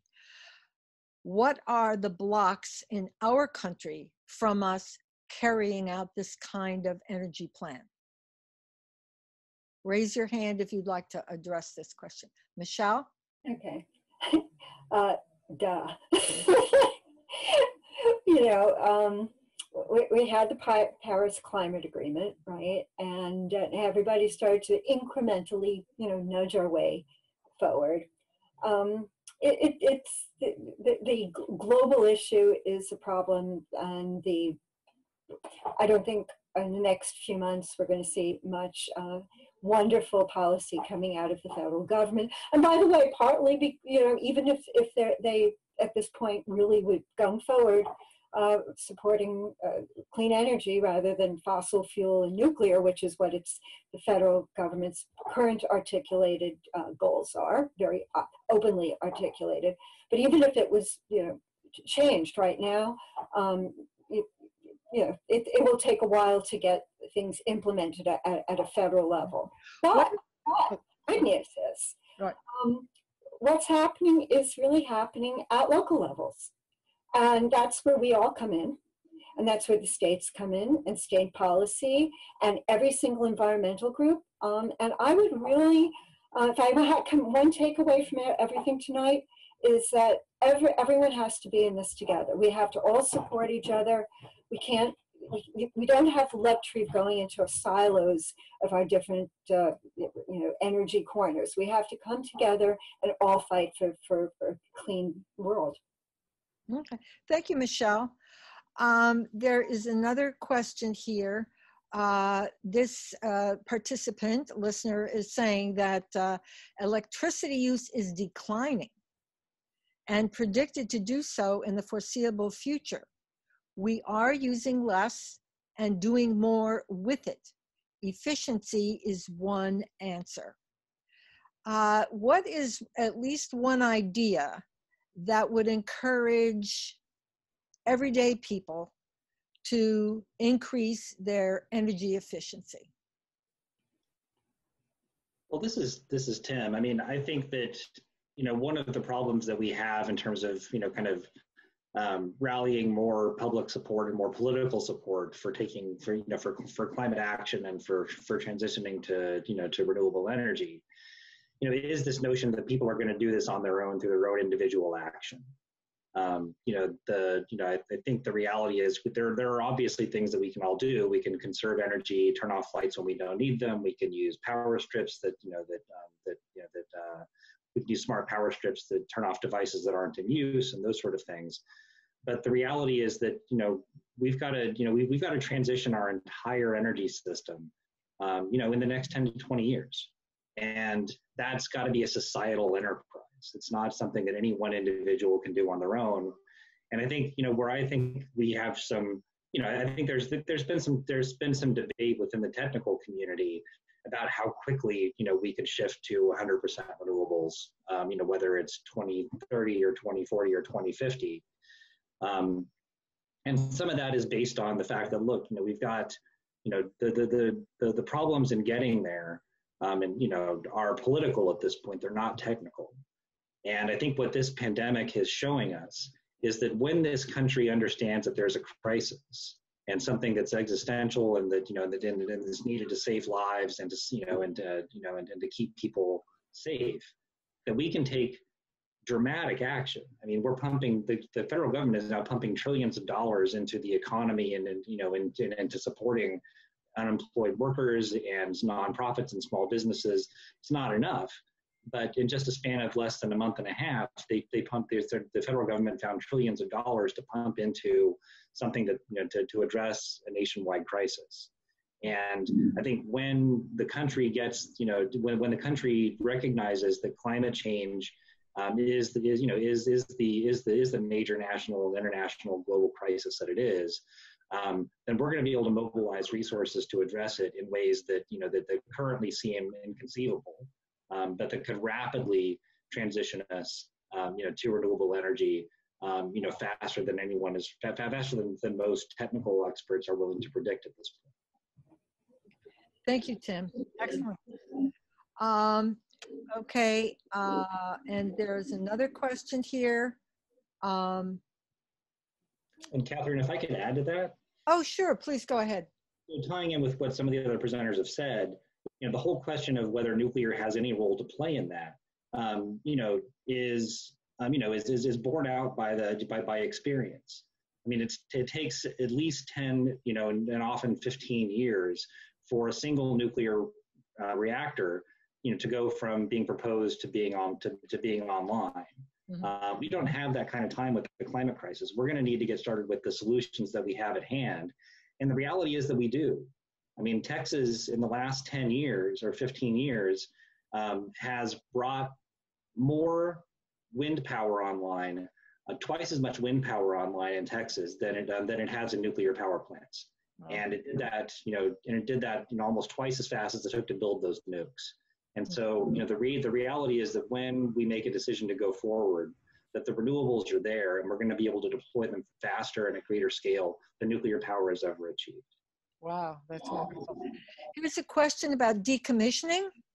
Part of all of this transition has to be supplying the communities with a tax base for their schools and workers with either training or other types of jobs. Would one of you like to comment on the expediting perhaps of decommissioning to help this process along, this transition we have to make, energy transition? What would help decommissioning, and is Rancho Seiko, a nuclear power plant in California, is that a good example of how they transitioned their nuclear power plant? Well, Rancho Seiko is one of the better examples of how a reactor has been decommissioned in the U.S. When Rancho Seiko closed in 1989, the utility didn't have enough of a decommissioning fund built up to do the job. And so they did something that's actually relatively unique in the industry's experience, but they planned a really deliberate decommissioning where they kept about half the workforce employed at Rancho Seiko for over 10 years to really plan the decommissioning work really carefully. They did a lot of site surveys of the contamination. They did a lot of examination of the buildings and the components and the systems of the reactor. And allowed some of the radiation, built up in the plant some time to decay, so that when the workers actually got started doing decommissioning, there was a little bit less radiation for them to be exposed to. Mm. And so, at the same time, the utility was investing in solar and energy efficiency projects in Sacramento. So they were putting solar panel on homes throughout the community. They built a solar generation plant at the nuclear power plant site, and those sort of things, which was really, I think, one of the early examples of a really positive approach to phasing out a nuclear power plant. Oh, good, excellent. There's another question here. Let's see. Talk to the scientists about the damage to the fish stock of ocean-going species done by Indian Point. And along with that, since we're in New York City, the closure of Indian Point, some have said that it would cause us to lose electricity, but in point of fact, it does not. So would anybody like to comment on either the fish stock and or the fact that Indian Point did not supply that much electricity to New York? Our lights are not going out. Okay. As for the fish, the fish issue, again, talking about this huge volumes of water that all nuclear power plants have to suck in for the cooling of the reactor cores. It was sucking in huge amounts of fish, larvae, and other aquatic life. And that was one of the reasons that New York State denied Indian Point a coastal certification for relicensing. It was one of the actually levers New York used to sort of nudge Indian Point towards its due retirement. Again, the real issue with, obviously you have the radioactivity streams constantly going into waterways, but it's the heating. In a global warming world, it's the heating of the water that's the problem. I'm sorry, what was the second part of the question?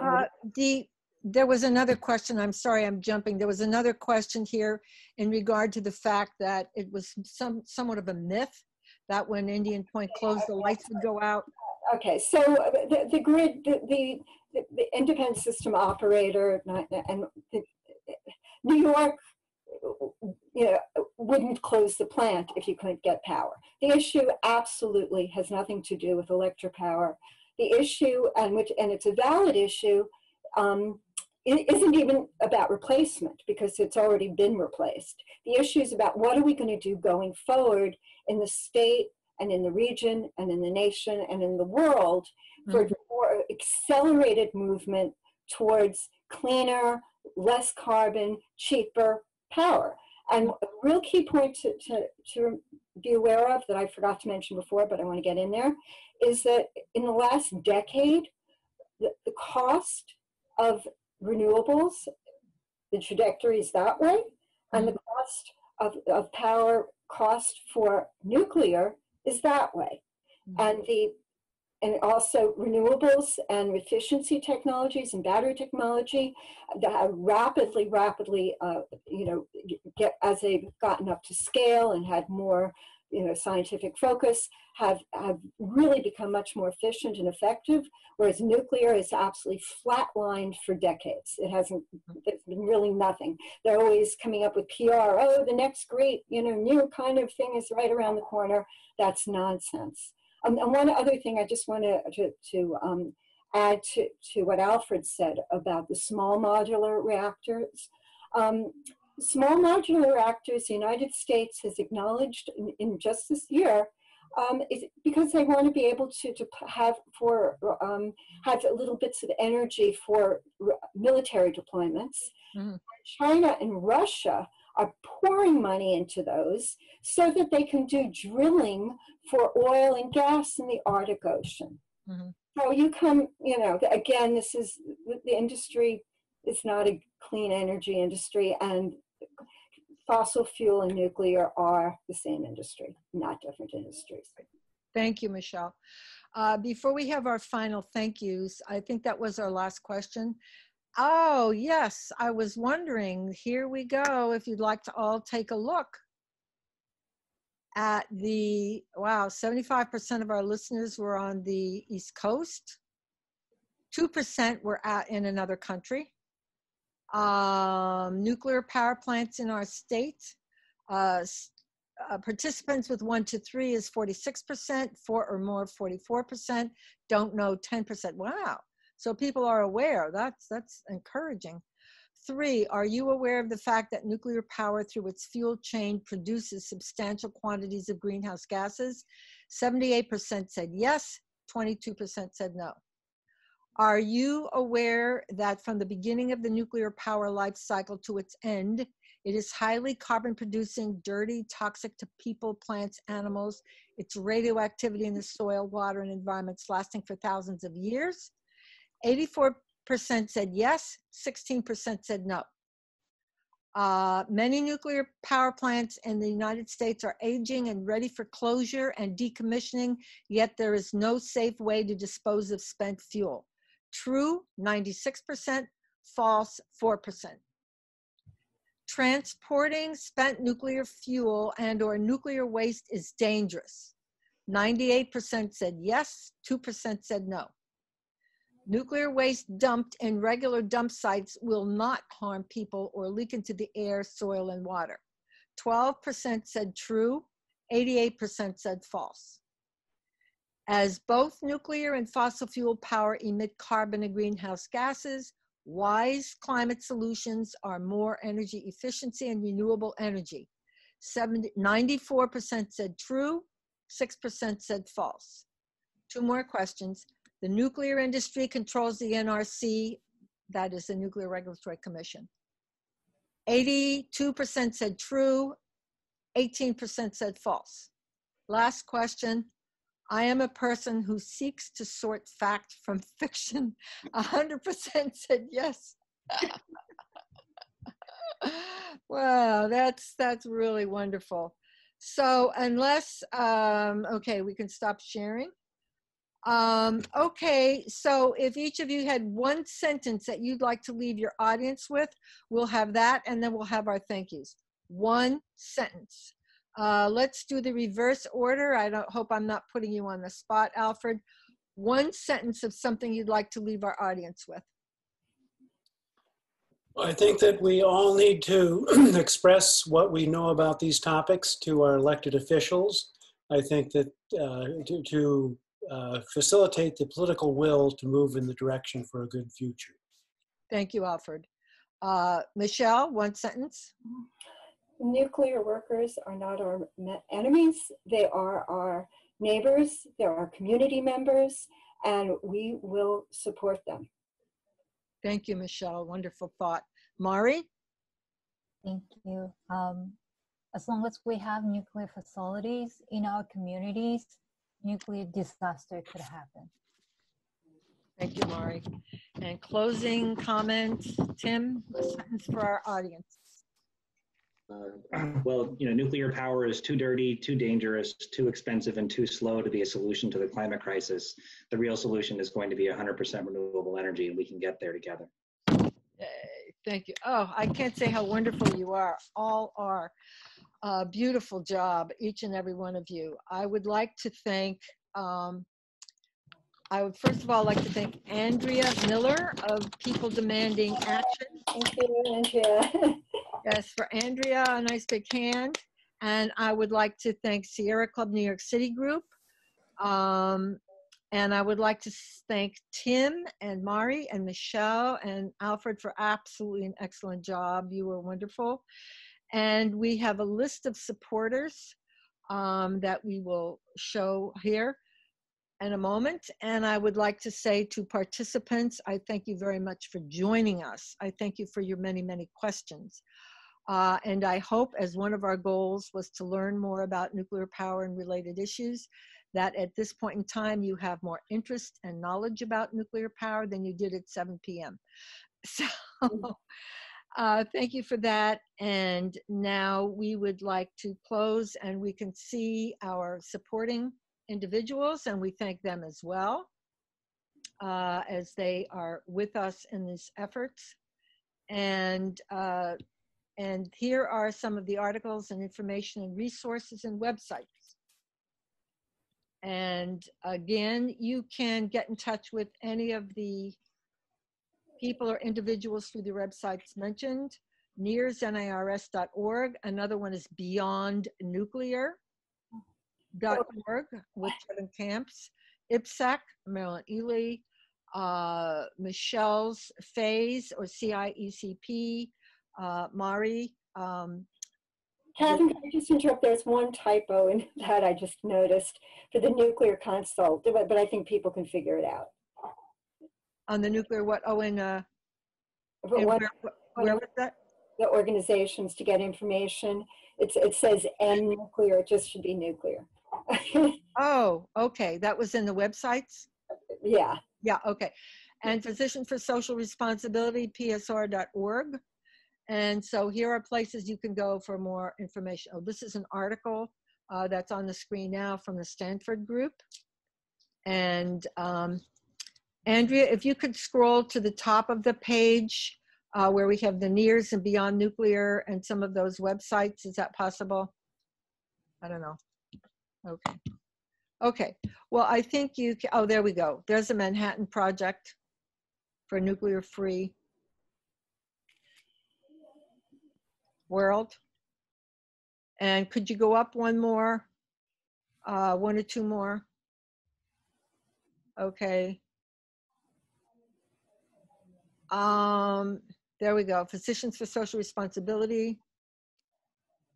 Okay. And okay, I think a little further up, Okay. This individual, Yasko Gregory, he used to work with the NRC, and his main objective was for safety. And unfortunately, the NRC was not too keen about that.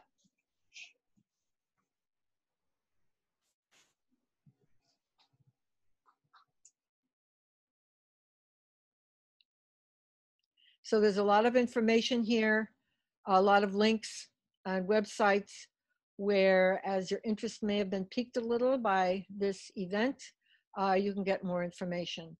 And the main ones, again, for nuclear are NIRS, NIRS.org, and Beyond Nuclear. And anybody have anything else? I think that's it. Thank you very much, everybody. I give you all a wonderful hand. Great job, everybody. Good job. Yes, thank you. Thank you. Stop the recording. Oh, okay. Stay safe, everybody. Yes. Thank you. Thank you, everybody. Okay. Thanks for coming. Thank you. Bye. Thank you. Bye. Good night. Good night. Thank you, Michelle. Thank you, everybody. Good job. Catherine. Thank you very much. Thank The you. Maury. recording is still running. Yeah, I'm hitting the little button and it's not going out. Go to more and see if you can